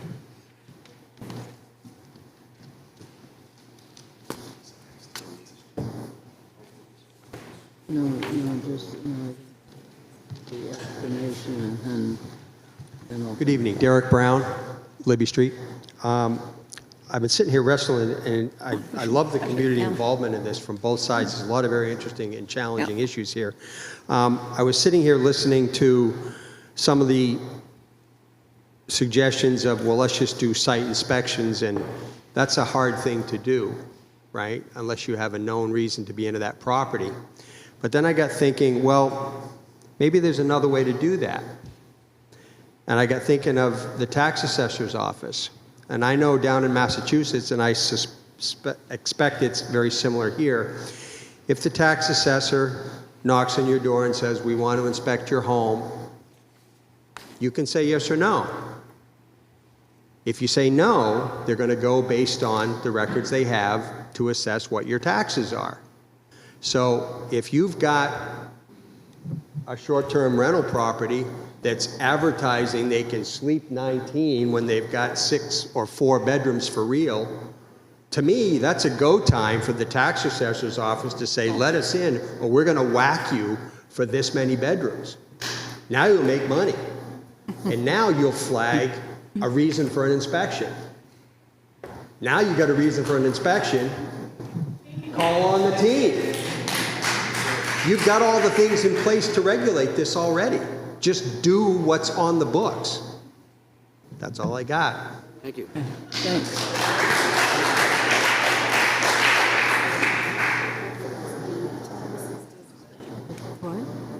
All right, we're moving on to the multifamily warrant. The first is to amend the Village Residential Districts, Section 175-71, by inserting new subsection B, multifamily dwellings in accordance with Sections 175, 143 through 145. To explain this, there is no reference to multifamily dwellings in the permitted uses sections of the zoning districts listed. Multifamily dwellings are currently permitted in these districts pursuant to sections 175-43 through 175-145 of the zoning ordinance. The purpose of this article is to confirm that multifamily dwellings are permitted uses in the listed zoning districts. The second is to amend the Bay Street Limited Business District section, permitted uses by deleting H, residential apartments not permitted on the first floor, restrictions established by the multifamily provisions of this Part 1 in its entirety, inserting the place in thereof multifamily dwellings in accordance with sections 175, 143 through 175, 145. Explain this. This article is meant to remove the prohibition of residential apartments on first floor in these zoning districts, replace it with a reference to the existing multifamily ordinances in 175, 143 through 175, 145. This affects Bay Street and Wolfeboro Falls limited business districts only. That's Bay Street Limited Business and Wolfeboro Falls Limited Business District. The next is in favor of adopting an amendment to amend Pine Hill Road District Section 17596 by deleting multifamily dwellings in its entirety and inserting a new subsection B, multifamily dwellings in accordance with 175, 143, 175, 145. Explain that, the purpose of this article is to allow more than one multifamily dwelling on a lot. The next is to amend the South Wolfeboro Limited Business District Section 175-100K permitted uses by deleting multifamily housing and inserting in place multifamily dwellings in accordance with sections 175, 143 to 175, 145.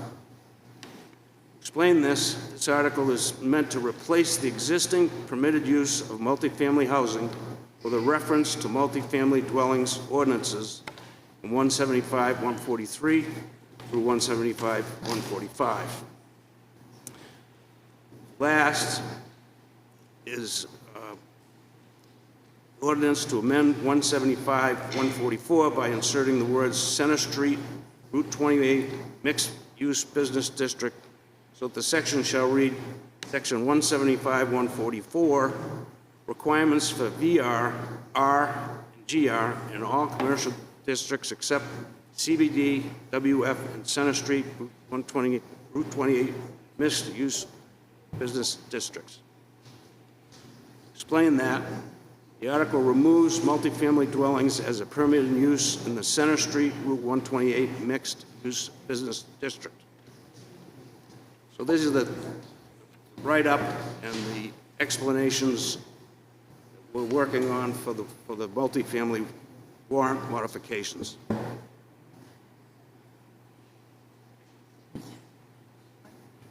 Have any comments? Do we have any comments on the multifamily warrant articles? It would be very helpful for the public to have a map of the districts and be able to look at it and kind of figure out, and it would be nice to know the wording of what you're changing. We used to have it on our warrants that we'd have it crossed out and the new wording in. I know it made the warrant very long, but sometimes it makes it easier for people to understand. The numbers are confusing. You have nothing to really understand that. Thank you, Linda. And that's part of why Doug actually wrote this up with the explanatory statements to go along with the legal language. When we looked at this originally, we looked at doing something similar to that, but it seemed more confusing. If it is, you think it's better to spell out exactly what it is, I think we'd certainly be willing to do that. I mean, 173 through 145 is the multifamily ordinance. And what you have right now is the multifamily ordinance lists multifamily dwellings as being permitted in the village residential, and general residence districts and all commercial districts. But when you go to the section that lists the permitted uses in each district, they're not listed in village residential, or general residence, although they're permitted uses, and that's been interpreted that way. So we're just trying to make two sections of the ordinance conform with each other. No. There are permitted uses. I'm completely lost here, and it may just be, but if you go through some of these ordinances in the book, Kathy, hi, it's me. Yeah, hi. If you go through some of the ordinances in the book, and you go from ordinance to ordinance and turn the pages, a lot of things don't match up. This is one of them that they don't match. So this is what happens when we look at the whole picture and say, oh, A is here, here, and here. Why isn't it over here? What happened? Because whoever did the last update when we voted on it all, it didn't get typed in. These things add up. Call that after a while, housekeeping and it's detail. A housekeeping detail. That's what a lot of not this is. changing the ordinance at all. But And it's so, very but that's confusing. yeah. So it's not made clear to us. I mean, I'm thinking, well, I don't even really know exactly what a multifamily dwellings is. It sounds like more than one family's living in the house or a dwelling, or is that an apartment building or something? Put it in the vernacular of what we would understand. So, but I, you know what happens when I read things like this? I vote no because I don't understand it. And I don't want to do that when you go through all the work to make changes and do something that's really good. So if I get the understand. Now the bottom one says that we are removing multifamily dwellings as a permitted use in the Center Street Route 28 mixed-use business district. That means that there'd be no apartments allowed from Pickering Corner all the way to Ossipee Town Line? No, it was incorrect in that The spot. business district is the, I don't have its name right, but it's the Westlake Complex, and then the Your Extra Room out to the intersection of 109 and 28. And most of the land out there is held by the Wentworth Watershed Association as conservation land. Also, the part behind Bartlett Tree, Your Extra Room, was mapped back when Gary Miller owned the property, and it's all wetland. So there's really no place out there where you can put a multifamily dwelling. So the idea is, why would you encourage people to put something there where it's not feasible? Yeah. Right. So, I mean, you never know when that might be feasible or something like that. So that's very helpful, Roger. So I think that what's important is to understand. So this came up this morning. We looked at this on the Economic Development Committee and said, okay, we don't know what we're talking about here. And the basic question was why? On each case, why? You just gave the why and the where and of course the map that would tell us where. If we had a map with this, then we could identify this. The map is on the town website under Planning Department. It's at the bottom. I think it's. But it should be here. If you don't put it in the hands of people, they're not going to see it and they're not going to understand it. And to go to do all that lookup, you're asking people to do a lot of work. You need to make it easy so they understand. I'm not sure where the paper zoning map is Well, one can be made. We can still draw maps. We know how to do that, I'm sure. And have one here in the town office that people can come in and look at. I mean, I think, I don't know, I'm just trying to help not have this happen to you, to the planning board as you come in with your ordinances, that this just doesn't tell me enough so that I know how to vote on it. Would you prefer that you do this in the format when the warrant article spells it all out with the crossouts? I think you have to do it that way. The way it was and the way you want to have it, have that wording right there so that they can go through and read it. And maybe have certain things there when it comes time to vote, be able to answer the questions. I mean, that can go on the warrant, but we can't do that on the ballot because there's a prescribed format. But well, everything you can do is a better chance that you'll get stuff passed. The what and the why is important. The what and the why are very important, and getting that information out there is critical. Yep. It was done like that in the past for some reason. Practice was stopped, and I think we're looking at reinstituting that practice. Sometimes, going back to the old ways sometimes helps. Very good suggestion. Thank you. Thank you. Thanks.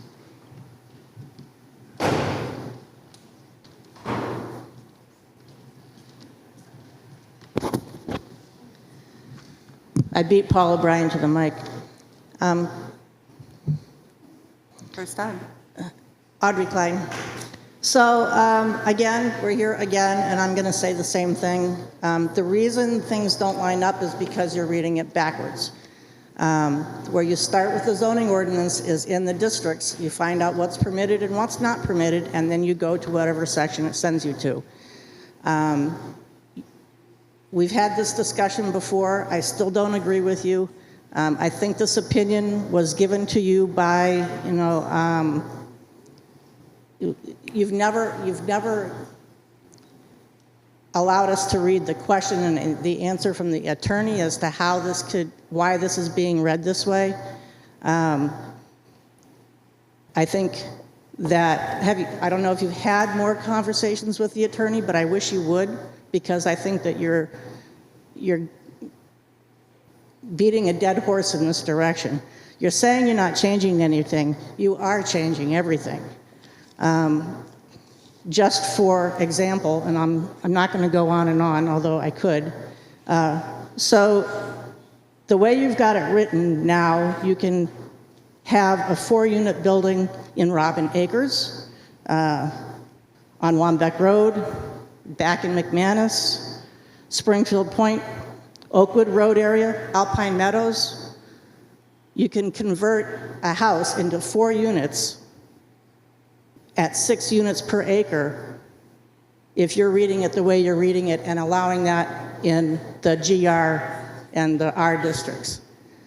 This is a very complicated section with complicated pieces for each zoning district.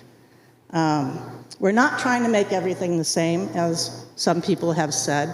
The whole point of zoning is to zone for the different districts to have different impacts in different areas. I just think this is, again, you're running down the wrong road. You're making a lot of changes to what's permitted. It hasn't been read like that because that's not the way it's read. It's read starting in the district, it's allowed or not allowed, and then you go to the multifamily section and you do whatever else it tells you to do there. Now, the reason that the GR district and the R district is in that multifamily section is because it's permitted in some districts. It's permitted by inclusionary zoning everywhere. So if you have a multifamily housing in the agricultural an inclusionary project in the agricultural district, you have to go back to this multifamily section. That's why those are listed there. And I think the word that's getting confused here is the section says where specific development requirements are addressed in this article.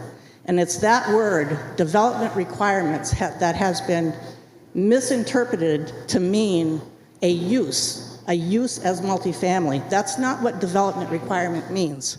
What that means is how you build the project, what physical properties you attach to the project. That's a development requirement, not a use. I guess that's it for tonight, but I will be back with more discussion when this comes up. Any questions? Thank you, Audrey. Okay, thanks.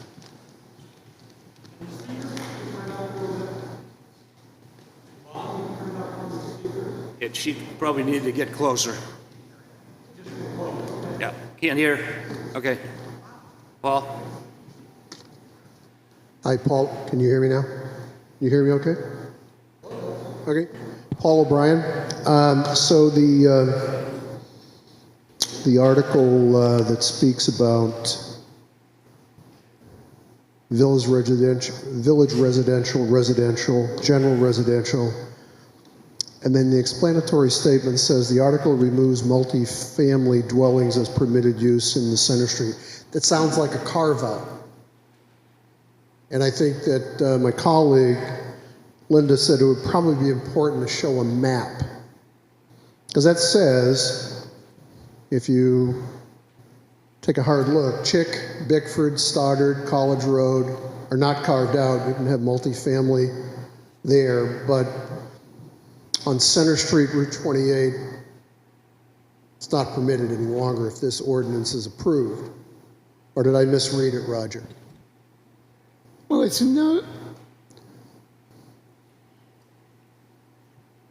not changing where they're permitted except for in the Route 28 mixed-use business district. Which As I said at the outset, it sounds like a carve-out. That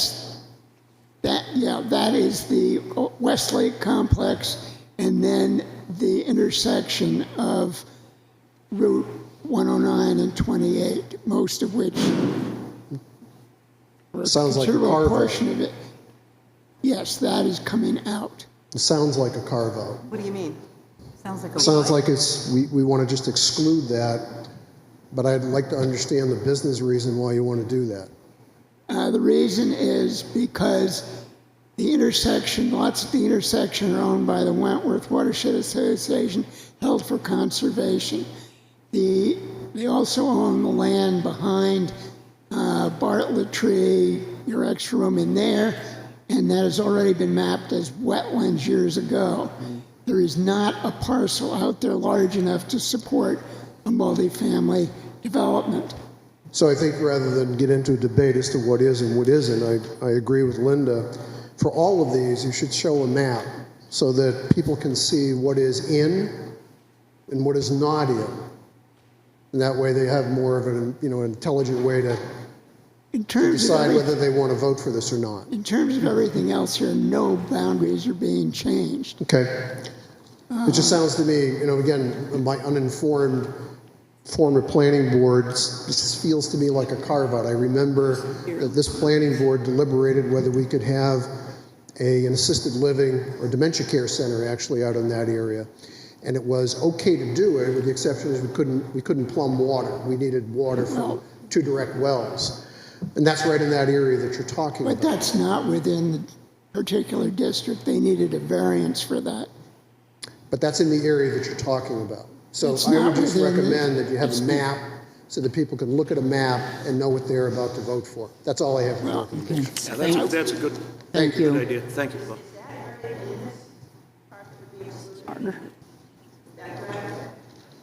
That is not within the Route 28 Center Street. It is not.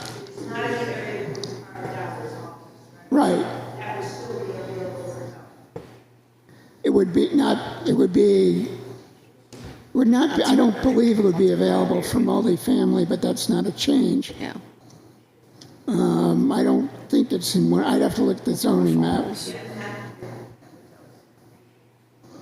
Audrey Klein again. So I was listening to the planning board hearing when that area was discussed about how there wasn't a big enough lot to allow for multifamily. The other reason was because the Watershed Association feels like it's a very sensitive area, and it is a carve-out. It's a carve-out for those reasons. I think that the planning board needs to take a much longer look. You're looking at something 20 years down the line. We don't know that the furniture store isn't going to turn into an assisted living facility. It could. I think if there's nothing out there that can be built on, you don't need to carve it out. I don't think you should carve it out. Because if you look at the rest of what you're saying is permitted for multifamily, there's lots and lots of shorefront around Lake Winnipesaukee that allows multifamily under the way you're reading it. Except for the shorefront, yes, there's residential land all around the northern side of the lake. Multifamily is not permitted in the shorefront district. That's right. That's 300 feet from the water, but there's lots of land right behind that that it is permitted. So septic systems, you know, if you're concerned about septic, they don't care about 300 feet. And you're talking about multifamily. So my point being, if it's important for that area for that reason, it's important for a lot of other reasons, and I don't think it should be carved out. Thank you. Anyone else on multifamily? Okay, on to Hearing the none, next. we'll move along. Thank you. Next on the agenda is the Escot Real Estate Holdings, LLC. Preliminary Design Review Consultation.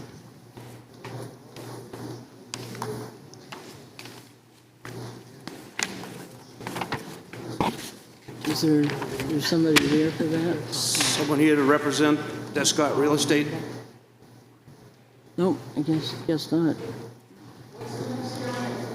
It's Escot Real Estate Holdings, LLC, special use permit, Center Street. No one here for the preliminary design review consultation, so we'll move to the next applicant, Catherine Marino, site plan review, expansion of floor plan. No, that's the Bible. Oh, excuse me. Going out of order. Thank you, Roger. The Wolfeboro Bible Fellowship. Site plan review for parking lot expansion, 5533 Center Street. Tax map 14815, case 2024-06. Formal submission, public hearing. How are you?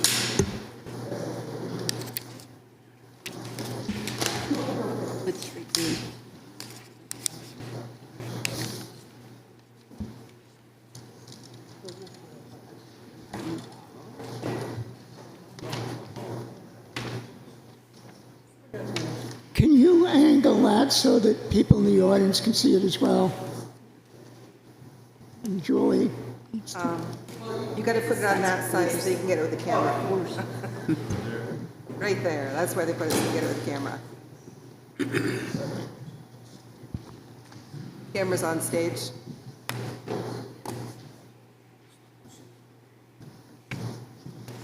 Well, right there. Do you want me to turn it more? Somebody, is he up there? Can you see it? Said it's okay. Good evening. My name is Hillary Badger. I'm here from Norway Plains Associates, representing Wolfeboro Bible Fellowship on their application for a parking lot expansion. This parcel is known as Tax Map 148, Lot 15. It is 6.45 acres and zoned in the rural residential. The parcel was granted a special exception for construction of the church on July 16th of 2001. The existing church was approved in 2003 and was built around that time. It's serviced by an on-site well and on-site septic system. Our frontage exists on Center Street, also known as Route 28. The jurisdictional wetlands were delineated by Randy Orvis in September of 2019. The site has an existing closed drainage system that drains into an existing detention basin and a treatment swale. Our proposal is to expand the parking lot to include 34 additional parking spaces. The increase in impervious cover is about 3.7% of the overall lot. The reason for this expansion is because additional parking is needed. Currently, some patrons to the church are parking on Route 28. The parking lot will be graded to drain into the stormwater management system, a new stormwater management system, which will consist of a conveyance swale, forebay, and bioretention system. The system has been designed in accordance with New Hampshire DES guidelines, as well as the town's stormwater regulations. All stormwater generated from the additional impervious cover will be treated for nitrogen and phosphorus, and the volume and peak rate of stormwater leaving the development has been overall decreased. A drainage maintenance manual has been provided to the property owner to ensure that the system will be properly monitored and maintained. We are proposing 2 new light poles to illuminate the new parking areas, which will be down-shielded. No other additional utilities are proposed. Thank you for your consideration in this proposal, and I'm happy to answer any questions you may have about the project.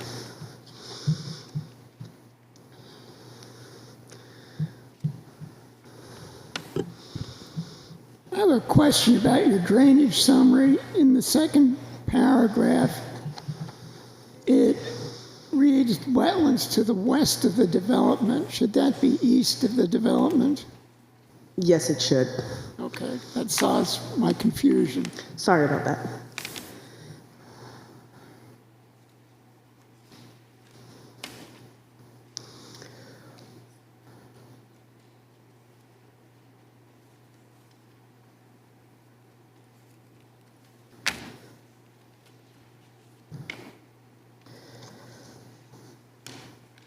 I guess I have a question with the fact that it seems as if there is sort of a ridge that the parking lot is on, and the water then is going to run straight off that ridge into the proposed retention pond? Or are there drains associated with the water getting off that? It just seems to me that water tends not to run down ridges.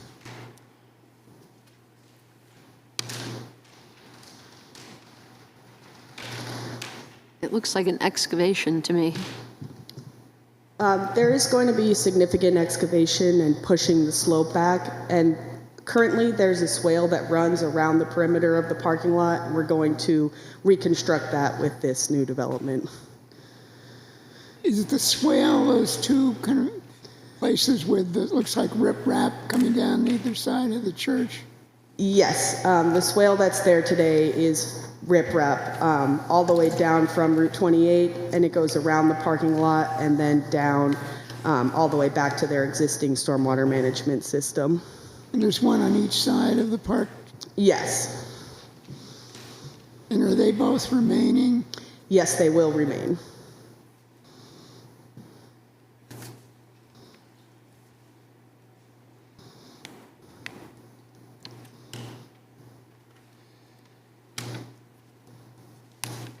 And you have snow storage shown on there, don't you? Yes, and one of the comments from the planner was with regards of the location for the snow storage.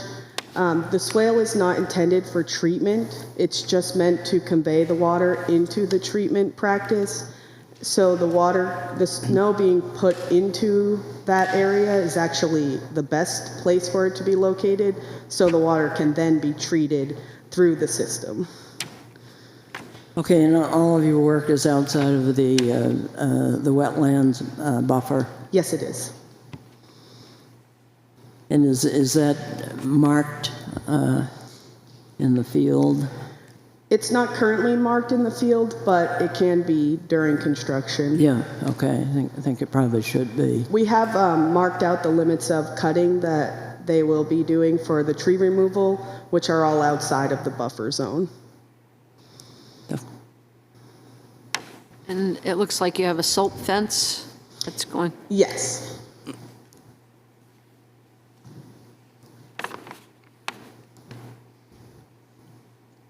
Is any of the pavement pervious? No, it is all impervious surface. Is there a maintenance plan for the stormwater? Yes, there is a maintenance manual that the owner has a copy of, and we can provide a copy to the town as well. And what's the planning going to be in planting? We're proposing a couple of trees around the parcel. There's 5 trees shown on the plan. I was thinking in terms of the drainage structures or the detention. There won't be any plants inside of the drainage structure. It's going to be just around the perimeter of the parking lot for shielding and aesthetic purposes. The landscaping inside of the detention basin is just going to be grass. Similar to what's in the existing one? Yes. And will the slopes be seeded and matted so that they don't run off into the parking lot? Yes. The intent for this year is hopefully to start the excavation process and lay down all erosion control mats on all of the cut slopes to ensure that the grass will grow in the springtime.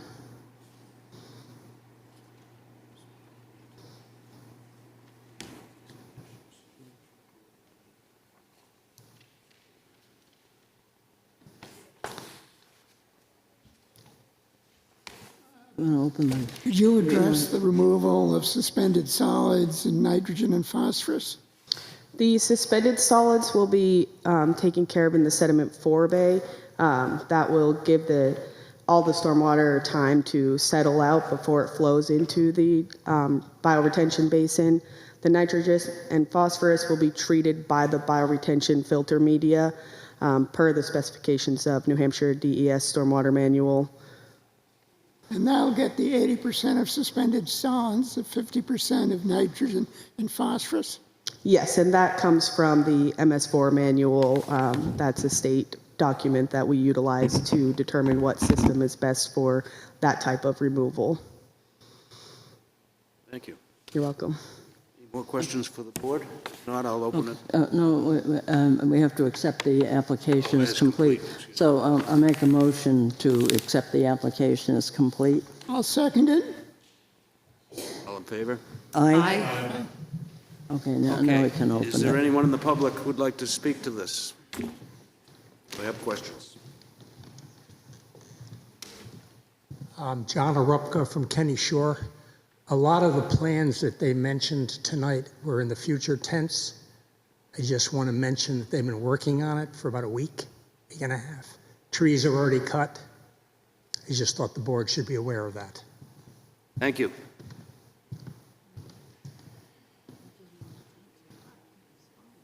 Is anyone else? Just a note, but didn't that come with an intent to cut permit for trees? That's not us. It's not us, no. Okay. Yeah, they're not doing. I believe when it was initially presented, the initial cutting was going to be done. It suggested it was going to be done. I don't believe at that time we had any real issues with it because it was, we didn't have any issues with that at that particular time because it was mentioned to us that they wanted to get started on this as early as they could, and cutting the trees is not particularly in our purview. It's not excavation hasn't started.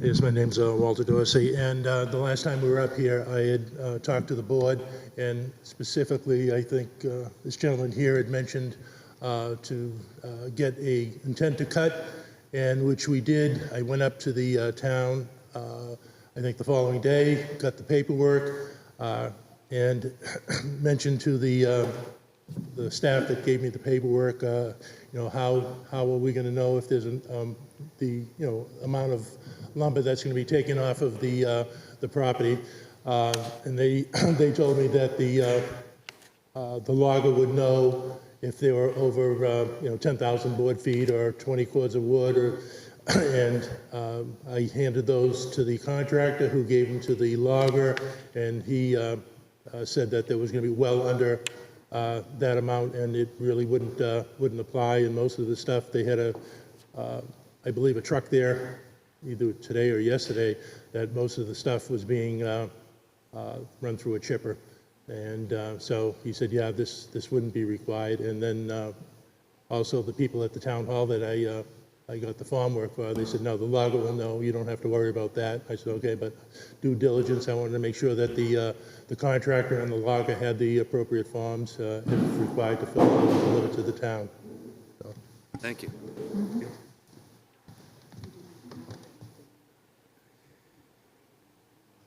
Okay, yeah. I'm Kathy Kiley. I live on Kenny Shore. I'm just concerned about who maintains it. I know that the people that are running it are supposed to maintain it, but I don't know who would check up on that because, as we all know, water runs downhill, and we're downhill. Thank you. Can the applicant answer that? The property owner will be responsible for maintenance, and given the fact that they care about the aesthetics of the property, they're going to make sure that it is maintained nicely. It's right in the front of the church, so they want it to look pretty, which is part of the maintenance aspect anyways, and keeping it clean and the vegetation growth in a good manner is going to be a priority for them, for not only the purposes of making the pond work properly, but also because they want it to look nice. I think it would be good if we had a copy of the maintenance report. Absolutely. For the file, and then that will be a condition of approval, and if it is not being maintained, then that would be something that would need to be remedied. Okay. Okay, also, this did go to TRC on September 11th, and there are comments from some of the department heads in the packet. Okay. Any other?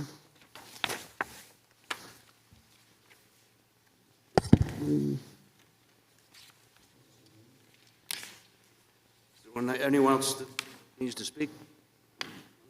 So I'll close the public hearing and review the conditions of approval. Okay, well, want a motion? I'll make a motion to approve this site plan for the parking lot expansion. Do I have a second? Seconded. Okay, and then you want the conditions of approval that are being suggested. The snow storage is shown on the plan.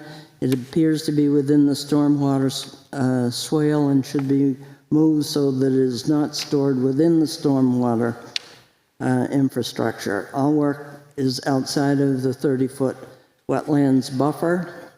Please make sure that this buffer is well marked in the field prior to the construction, so that would be a condition.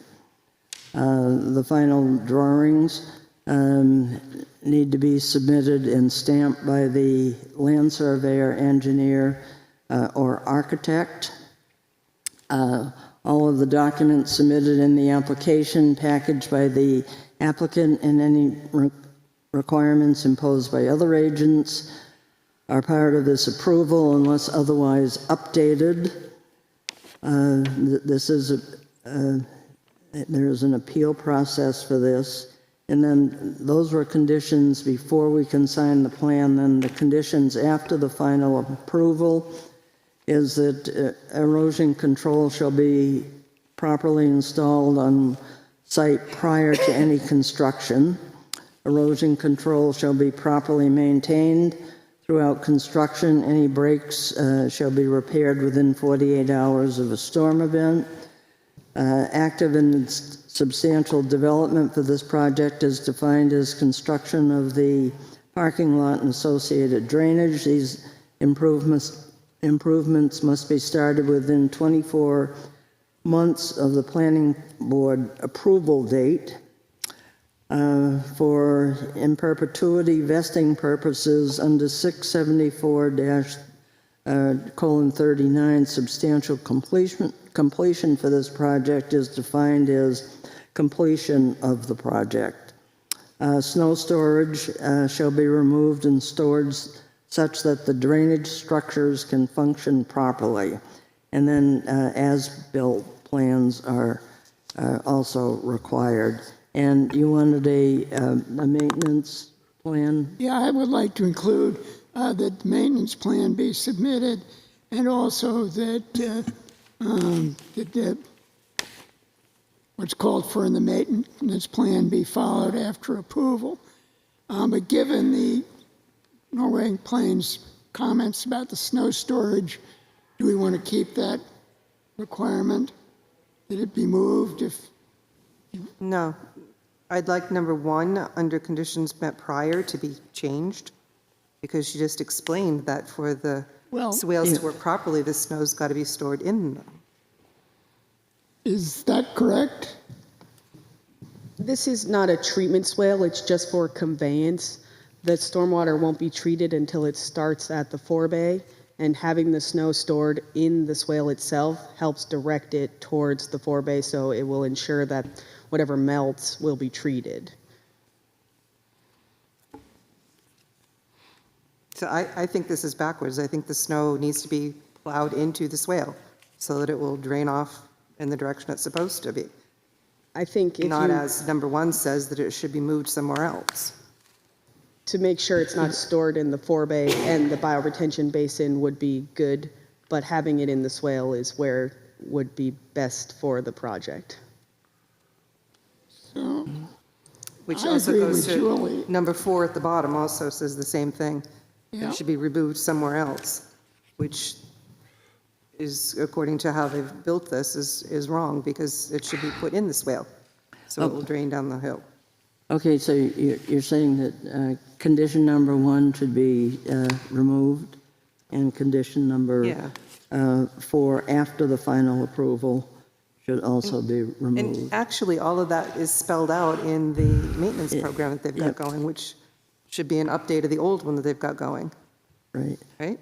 Okay, they have an old these one? conditions were all proposed by the planner, Right. so and now we've heard the explanation, so that's.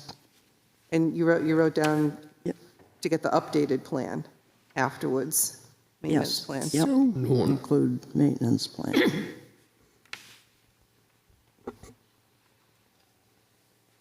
Okay, so.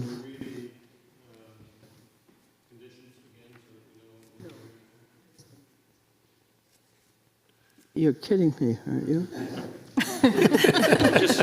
Just removing condition number 1. 1 and 4. One from Adding copies. signing of plans and. Okay, fine, that's fine by me. After the final approval, remove 4.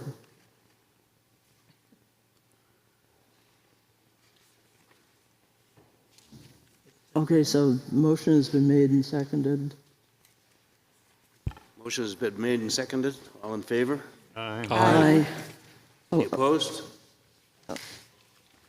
Hearing none? Okay, so the findings of fact are that they met the site plan requirements. Also, because they're a religious institution, they weren't required to provide landscaping or things of that nature. The only thing that we could look at was the height of structures, the yard size, lot areas, setbacks, open space, and building coverage requirements. The parking lot is being provided for convenience of the people that go there on a weekly basis, and so that they have an adequate place to park. And it's a safer parking lot than the way that it's being used now. Thank you.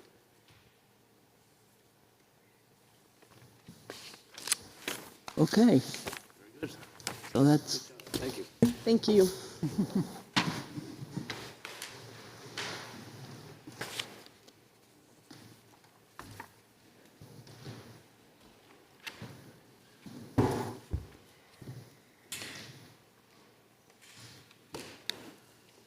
Okay, next up, Catherine Marino. 36 Endicott Street, Unit 1. I am not Catherine Marino. My wife, Catherine Marino. I'm Paul DiGeronimo, and I think she's allowed me to speak for her. Can you pull the mic up? Can you hear me now? You gotta talk right into it.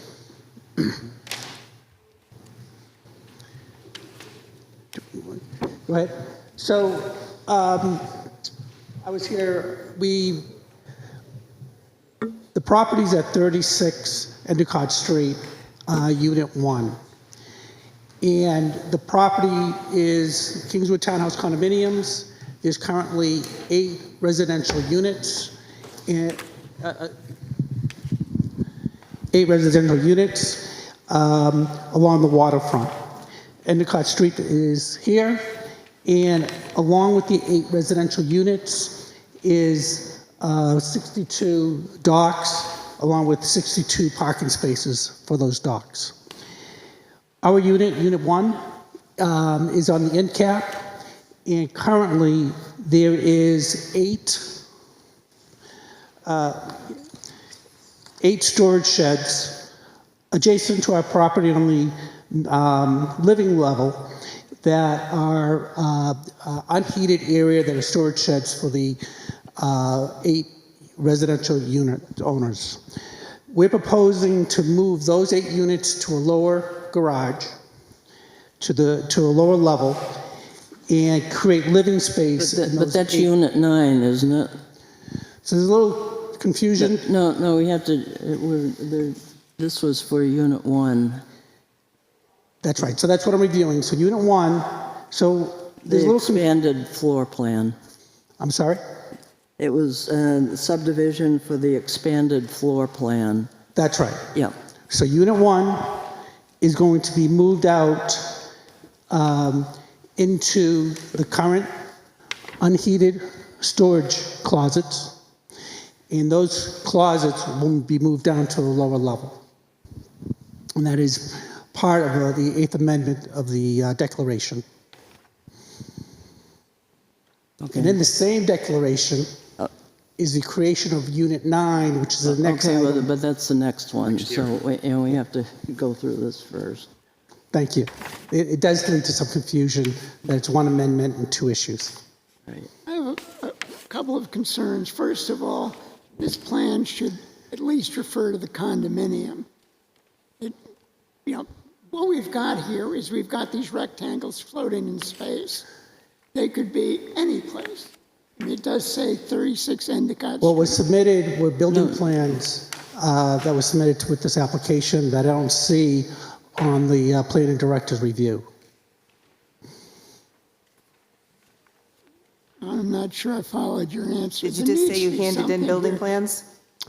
Pardon me? Did you just say you handed in building plans? Not building plans, unit plans that defined the new Unit 9, which I'm not sure if I'm supposed to talk Unit about. 1. Yeah, we have the Yes, you have it. plans, but it doesn't say it's Unit 1 of what. Right. We also don't have anything that anchors where these are. I mean, you gave us that site plan the last time you were here, but that doesn't delineate Unit 1. Yeah, that doesn't delineate which one of those units is Unit 1. So without you here explaining it, nobody's going to have any idea what you're talking about. And I'm not, it should reference, it's what Kingswood Townhouse condominiums? Is that what Unit 1 is part of? Yes, Kingswood Townhouse Okay, condominiums. just have that here on the architect's plan so it identifies what we're talking about. And somewhere we should have something that at least ties this down onto a site plan. I'm not suggesting a new plan. When I looked at the amendment and the series of the prior amendments, I really didn't see a plan being recorded, but there had to have been. Was that the only plan of the condominium, what you have there? Well, this is the latest site plan, but there was an Amendment 7 that showed Unit 1. Does it show where it is in the condominium? Not that I know of. So you're just asking for clarification. So right, that Unit Roger? 1 that was in the design of Unit 1 that was in the 7th Amendment is similar to this that was approved a number of years ago. I'm just looking at something that for something that gives you some idea of where this is. Sure. Yep. Because, you know, if I look at that, I can see you got a bump out. So my guess is that's where this is. That's right. We're moving out into here, But yes. there's nothing, you need to know what we approved, and we need to know what you approved. I think on the architect's plan, that's just really simple. Yep. Put unit 1, change with townhouse condominiums. We can get that added. Something that anchors this somewhere. Kind of like a key plan? Yeah, I mean, it doesn't need to be, but just something which shows on that or on something where, what the unit is we're talking about. Yep.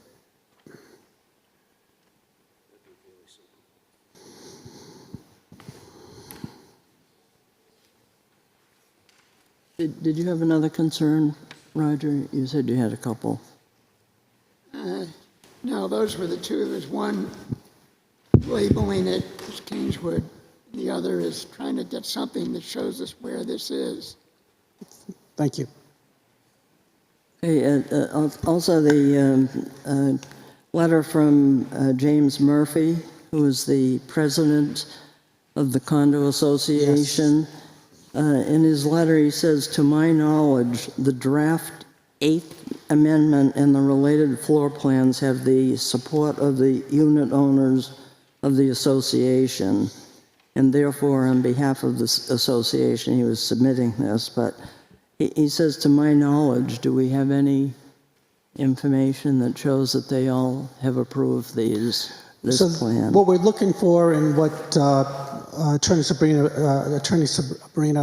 Bevins asked for was to see if there was any language that the planning board required before we had all 8 unit owners sign the 8th amendment. So you don't have an approval of all the condo owners? Yes, we have Yeah.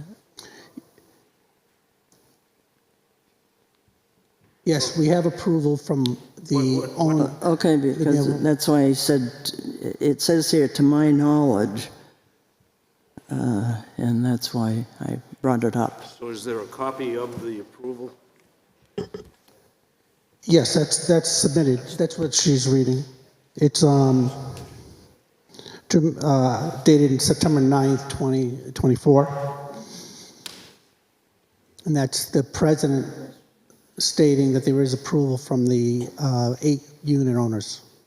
Okay, well, I mean, we could solve this by adding a condition that before the plans are signed, that you'd have to submit a letter with everybody's signature of all the condo owners. So what we're looking for tonight is that the board approves the language in the plans of the language. Then we're going to go back. If there's changes that you would like to make to the 8 amendments, then once those changes are made, then we'll have the 8 unit owners. So they're all on board with the project. Each of them are on board with the project. Okay, so you could supply that then? We will be able to condition. supply that when this. Yeah, okay. Right. All right. It would be a condition of approval. Yeah, right. We understand that. And you, Before the plan can be signed. That's right. Okay.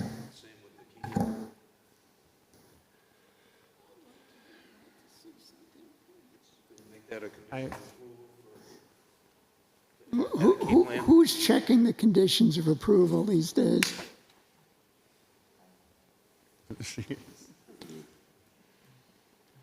Hard time. Well, Yeah. I just don't want it to fall through the cracks. But yeah, I think if you put the name on the plan and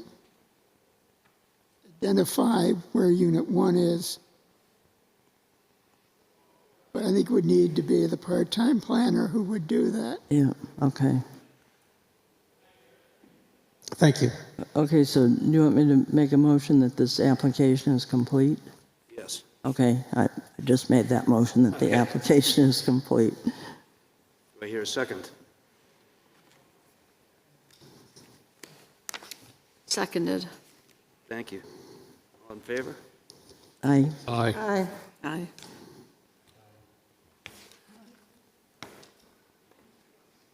So the process So we can open is the public that hearing now. Is there anyone in the public here who'd like to speak to this application? Hearing none, I'll open and close the public hearing. Conditions of approval? Yeah, did you want to say something else? Once you talk about the conditions of approval, I just want to know the process that goes through. Okay, all right.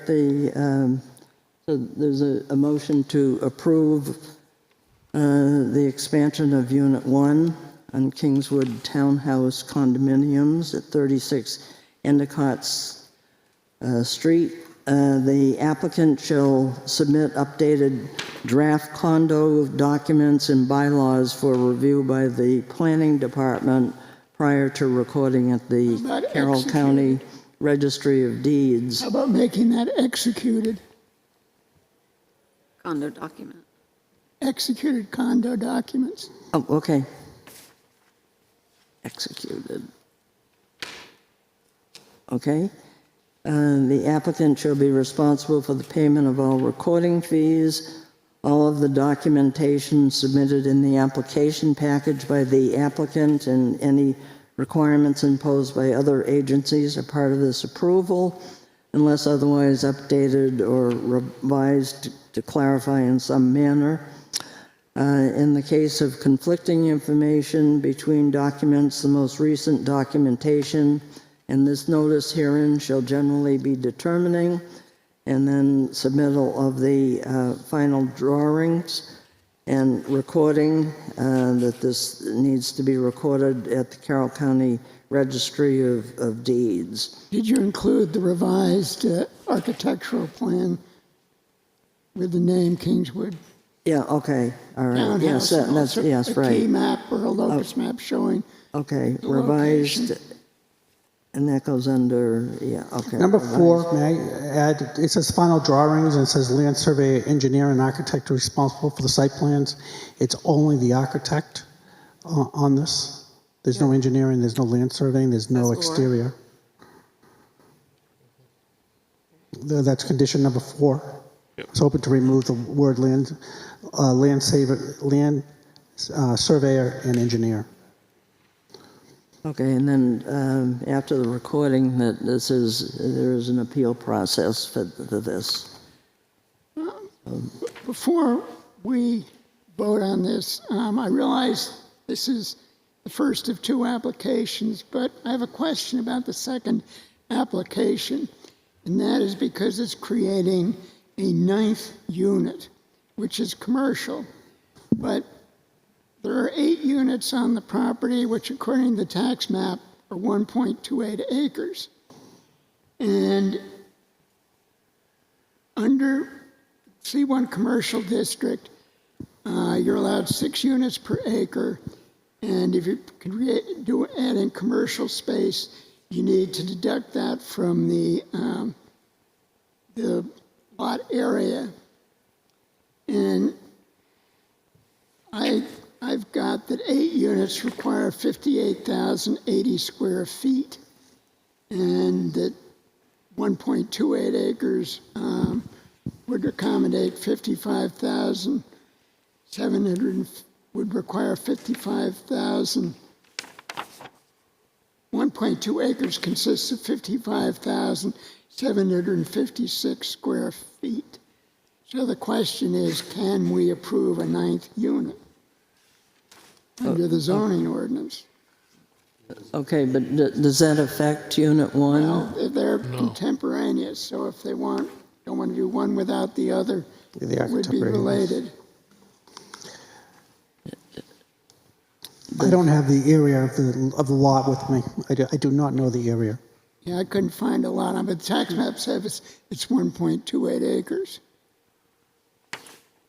So Unit 9 is a commercial lot that's only a couple hundred square feet, and that provides, right now there's I'll say a flaw in the title, which the parking back here in the docks, which have been there for decades upon decades, is just to clean up a title issue on the property. I understand all that, and I was kind of hoping your attorney might be here so we could try something to resolve that, but The problem is you're creating a unit.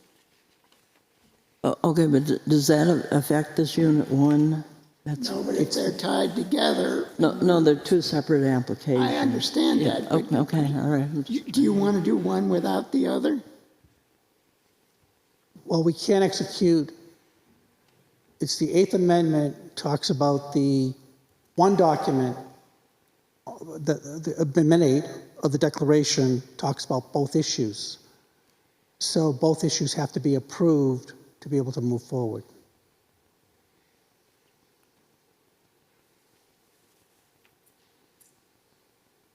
Okay, so that Can I means ask that... the question is to just that explain we can't go ahead with this. you Is have that what that means? to make this 9th unit?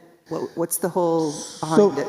The history was the original developer who owned the unit, my wife and I, or my wife owns, but we own together, was the original developer, the owner of Unit 1, and he created limited common area, which was the parking spaces in the docks for the property.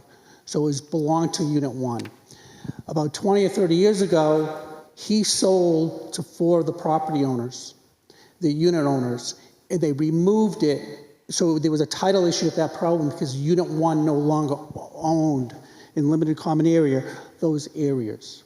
So what gives the right, so my wife and her brother, about a year ago, bought the property, and they realized that it doesn't allow for the use of the common area, part of the maintenance of the property, because there's no way to build them back, because there's not a 9th unit. So it was a way that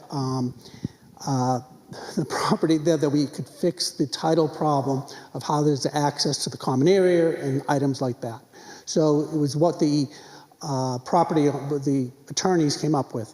One attorney representing the property owners, one representing LMS.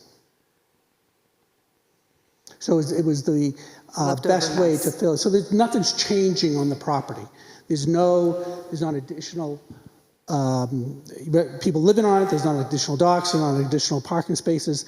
There's nothing here that changes except that Unit 9 now allows for LMS, the dock owners, to use the common area, which they're using now anyway. There's no change of day-to-day behavior.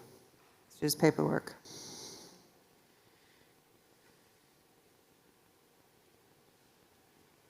Okay, well, there is a motion and a second, so I just want to know if that motion is premature. Yes. You think so? Because they both should be done together? No, I guess the question.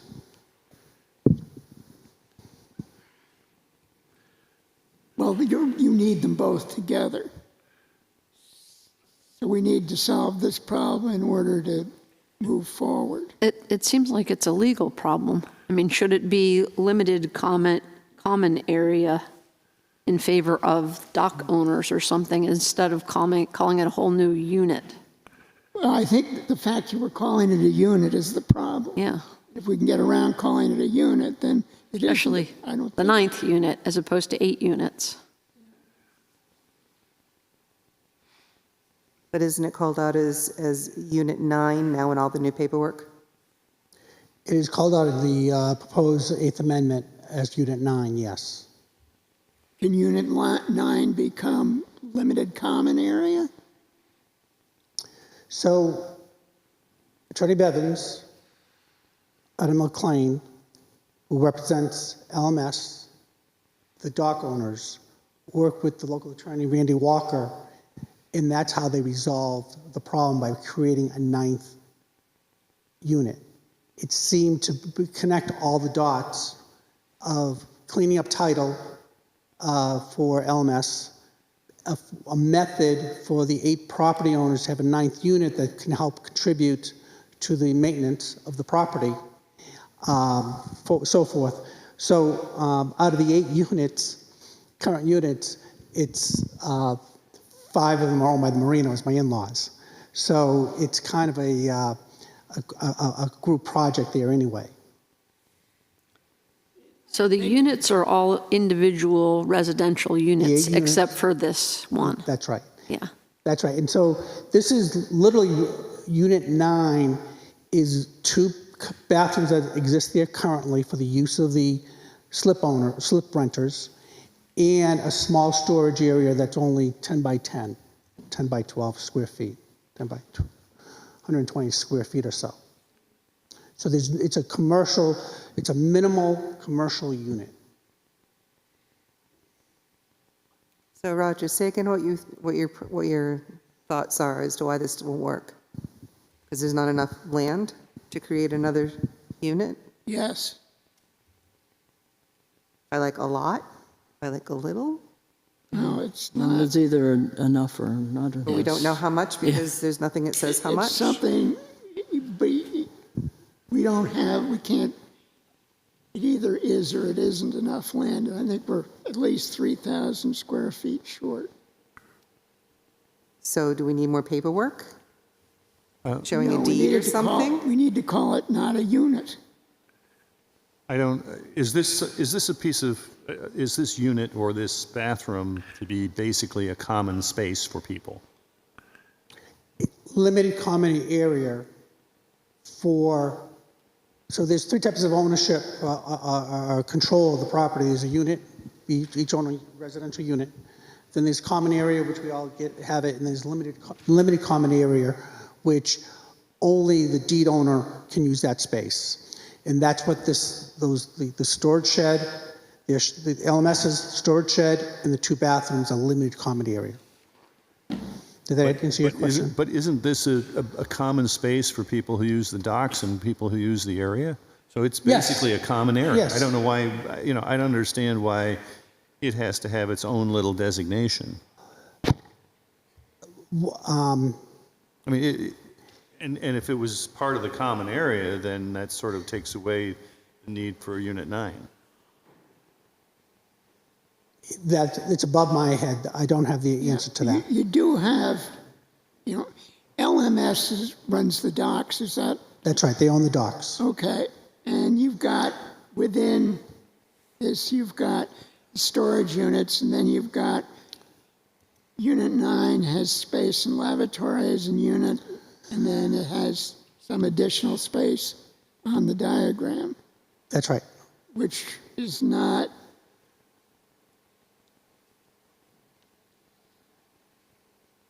it's not limited common area of an existing unit. They need a unit. They need a unit to have the rights to have a limited common area and to have possession. They own the docks and the space by limited common area. How do you have limited common area? You have to have a unit. But you've got, the way this works is you can't sell the state's water, so you give them a locker or a parking space or something, and then that has assigned to it the right to. That's right. But you've got, on the plan, you've got Unit 9 LMS space lab and Unit 9 LMS space. That's right. That's a storage shed. And storage closet. Are they the parking lot people? Yes. So they would have Unit 9 of the bathroom and the storage shed, and then through that limited common area is the docks and the parking spaces. That's how they have rights to get through. This is all common area. So they need access to the common area, and the way they're getting the access to the common area is through a unit. This is getting to be a little bit more than my pay scale, so I don't understand it. I'm a little surprised that you can't approve a Unit 9. And so we would be asking you to approve Unit 9 tonight. If not, we can't get the 8th Amendment approved because both issues, the storage clause, the extension of the living area and the unit and Unit 9 are intertwined, are together. If Unit 9 can be made limited common area or something. I don't know the answer to that. Okay, well, it sounds like we need to continue this and get some of the answers. I was under the impression the attorney was going to be here, but... Can I offer just maybe a path forward through this to maybe get through this and then the next, because we do have a motion and a second on the floor for this hearing for Unit 1.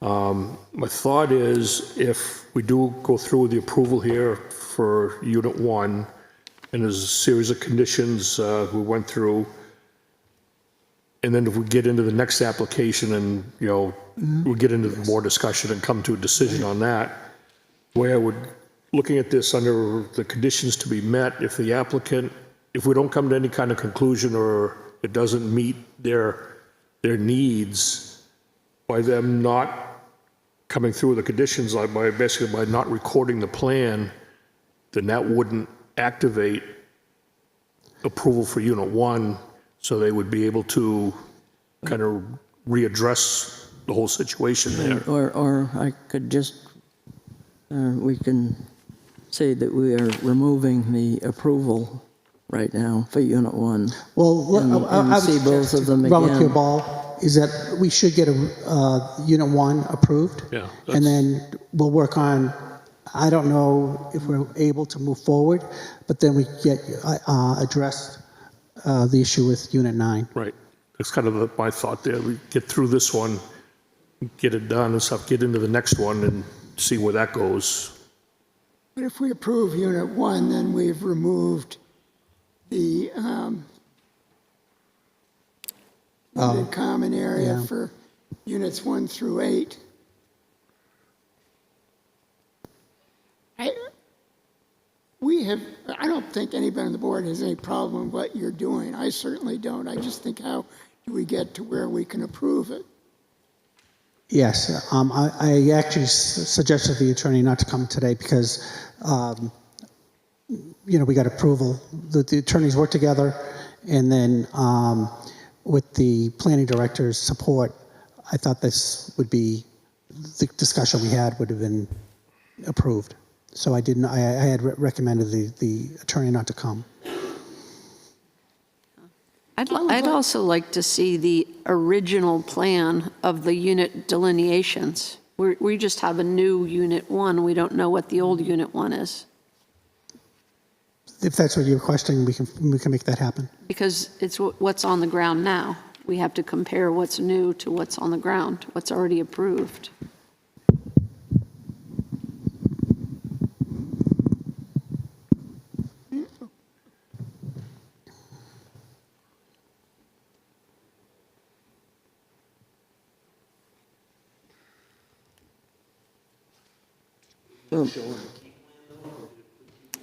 Or just the original documents, the original. But you'd like to see that for this too, for Unit 1 also, Well, right? we don't know how that relates to this. Right.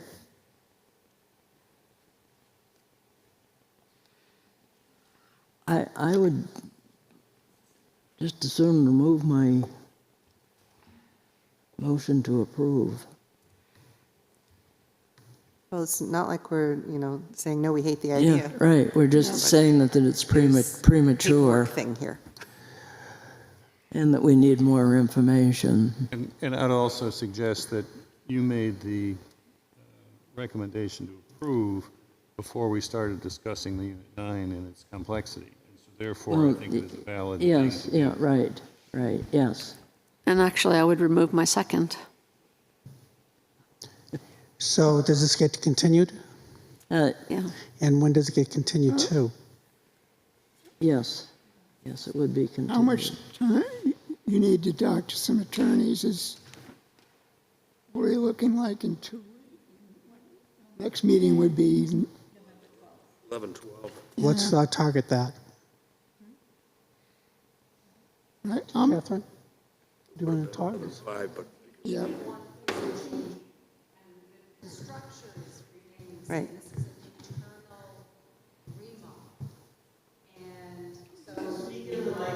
Yeah. Sorry. We're doing an internal remodel, so the exterior of the building is not changing at all. The Unit 9, if you will, is a phantom unit. It's really not a unit at all. It was just the vernacular that was used to describe a method by which the dock business could contribute to the limit, to the common, to the maintenance of the property. And if you cannot call it Unit 9, we've solved the problem. So what would you recommend it be called? It can't be another unit, is the problem. Because it's really not a unit, it's just a vehicle by which we can pay to support the common area. So it's not a unit at all. What would you call it? You're an attorney. It's a limited common area. Attorney. Well, I know, but what would the, I can tell what you the language would be? I can tell you the Point Breeze condominium has an office. Okay. But does the office, by virtue of it being designated as an office, does that allow it to pay or require it to pay the fees? We're trying to incorporate paying fees, right? The condo fees, if you will. So we want to pay a percentage. Who pays the condo fees on it? On the docks and the parking and no one. We're trying to start to contribute. Okay, and this was a vehicle by which the docks would pay to maintain the property. Okay. My understanding is that at Point Breeze, the unit owners pay for the office. The unit owners pay for the office. And the office is a limited common area? No. No. It's an office. It's part of the it's not. So this became extremely convoluted when Richard Hammer sold his townhome, Unit 1. There are 8 townhomes. He lived in Unit 1 and he owned the docks, the parking area, and Unit 1. And when he sold his unit, he sold, which was a residential unit separately, he also sold the docks and the parking spaces that accommodate the tenants who are in the docks. They have a place to park. It was never properly designated or titled. So when my brother and I bought the docks a year ago, Sabrina Bevins pointed out that there was a title issue. And we elected to fix it. And these docks have been there since the Kingswood Casino was there. The Kingswood Club and Casino had the Kingswood Marina in front. So they've been there for 100 years. It was never properly titled, apparently. So we're endeavoring to put in all this investment cost and so on to take care of that. Concurrently, we want to remodel our now Unit 1 that's, was built in the 70s and has never had any improvements made to it. So we'd like to do that, and we're trying to correct the title problem at the same time. So Sabrina, Attorney Bevins actually came up with the notion of this Unit 9, which is a phantom unit, just to cure this title problem. And so that we can make a financial contribution to the limited common area or common area, whichever, however, is it limited common area? I don't even know. I'm so confused at this point. The problem is the density requirement of zoning district. Well, we're in a commercial zone. Yeah. The townhomes are zoned commercially. Yeah, but it's under the density requirements, you don't have sufficient area to create another unit. But we're not really creating another unit. We're not. You just put, in fact, we're removing. Once you get this approval. But you put Unit 9 on it, and that's the problem. If it wasn't called Unit 9, that wouldn't, it sounds as though you put together something to clear up the problems. Right. But the problem is you ran into a zoning issue by calling it a unit. and we can't create another unit there. Okay. If you call it something else. And we've actually reduced the size of the property that LMS owns, actually, by doing this. We've reduced the size because we did have that larger, we have the 2 bathrooms, and we had a garage that now we're bringing down to a very small, I think it's 5 by 10 space for LMS, and the rest will be for the townhome use. So we've actually reduced the size of LMS. But you're hung up on the unit, the word unit, so we can call it. Common bathrooms. I don't know, I mean, I'm not a retired attorney. I'm not an attorney at all, never have been. Okay, but So I'm looking to you for a word. No, you really should be looking to your attorney. Well, now you can tell them exactly what the problem Right, is. yeah. That they have to figure out some other way to word that without saying we're creating another Right. unit. Because another unit can't fit legally. How about a room?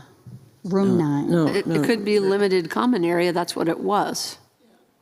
But if it's limited common area, they're still going to be able to collect fees to pay. I don't know. No, That's we the want issue. to pay fees, actually. We're offering to pay The dock to pay. the dock people to Right. pay the Kingswood Townhomes, contribute to the upkeep of the property. Okay, In but- addition to what we do ourselves, because we maintain.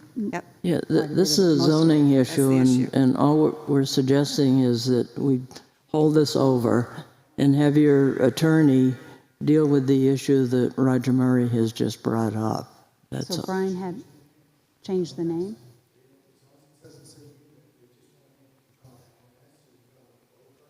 Yeah, I mean, we really. But all your documents are already written. Folks, So you got to go back to the attorney anyway. Either continue or something. Okay. Yeah, I'll make a motion that we continue. Okay, and so I've withdrawn my motion. That we continue the hearing to November 12th. Yeah, and I'll second that. So does that And I negate seconded it. our remodel of the interior of our property? It does Can we not move forward change with our the- building permit? If you're enlarging the footprint, it does. If you're not enlarging the footprint of Unit 1, then it wouldn't. So because we want to capture the storage closet space, Yeah, On the which first floor. is not LMS owned, it's owned by the Kingswood Townhomes, All of them. all of them. So you're converting limited common area to private area. Is that limited common area? The storage Really, closet? I think you need to talk to your attorney and address Roger's issue, and I understand But then that. there is a motion and a second. I understand that, but we also have Yeah, we also have plans in place to remodel, and contractor lined up and movers lined up and veterans agency coming for donated furniture, and everything's lined up. So if we push this to November 12th, we'll miss the building, we'll miss the opportunity for the building contractor. 'Cause he's not waiting. He's not waiting. So, how, So that's not a criteria that we should consider. I mean, we can't hardship because we hired a builder before we were ready. It's not a criteria. well, we assumed, I'm sorry to assume that the remodeling a private home was long not as you going to be hung up. Well, if you have a building permit to do just that in the same exact unit that you're in, that shouldn't be a problem, but you're expanding it. But with the permission of the owners. So the 8 owners have told us, yes, take the space, move our storage closets to what was the LMS But space. it's more So we're- complicated than that, so. What it really is a subdivision. That's why it's in front of us. Yeah. So that needs to be approved prior to building permit issue. So unfortunately, we need to do a motion on the floor to move this rehearing on November 12th. Continue it, yeah. Continue. Now, we meet the 1st and 3rd, and November 5th is the election, so that means that Bumped it another week. it got bumped another week, and just the way the calendar falls, it's a longer time. So we're essentially hung up because we called this a unit. And this has completely derailed the entire project. That's what's happened. Yeah, you subdivided and made an additional unit. That's what you're hoping to do, and we don't think that that's allowable. Well, we don't really want to establish another unit. Right, but it's on the plans. It says Unit 9. Okay, so it's the word unit. It's the fact of another unit. Pushes it over that threshold. Roger explained. Okay.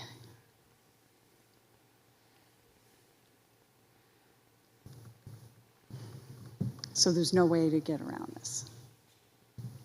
There's no way to get around this. Unit, box, call it a box, call it you. How about you? Just you. We take out the end.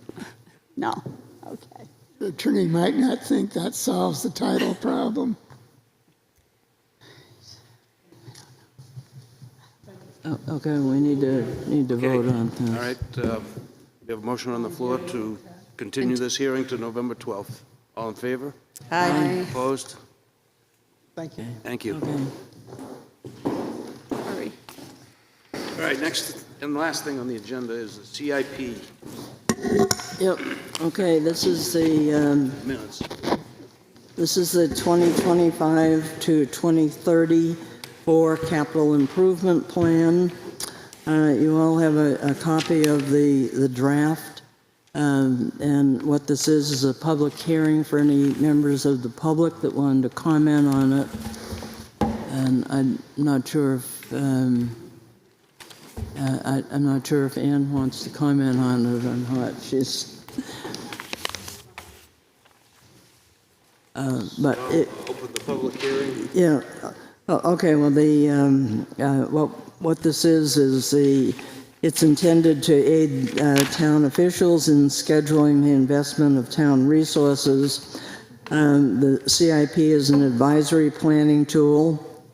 The sole purpose and effect of the capital improvements program shall be to aid the selectmen and the budget committee in their consideration of the annual budget.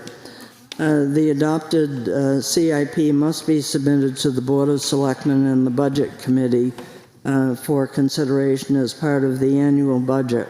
The reason that it's before the Planning Board is that this is Steve and I have been on the capital improvement programs committee, and this is now the next step, and the next step is for the Planning Board to approve this so that I can then take it to the Board of Selectmen tomorrow night and to give it to them for their use in the budget process. So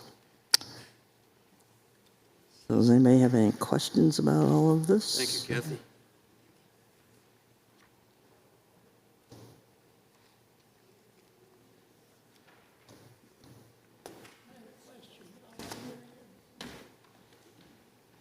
What was that? He had a question, but he's sparing us.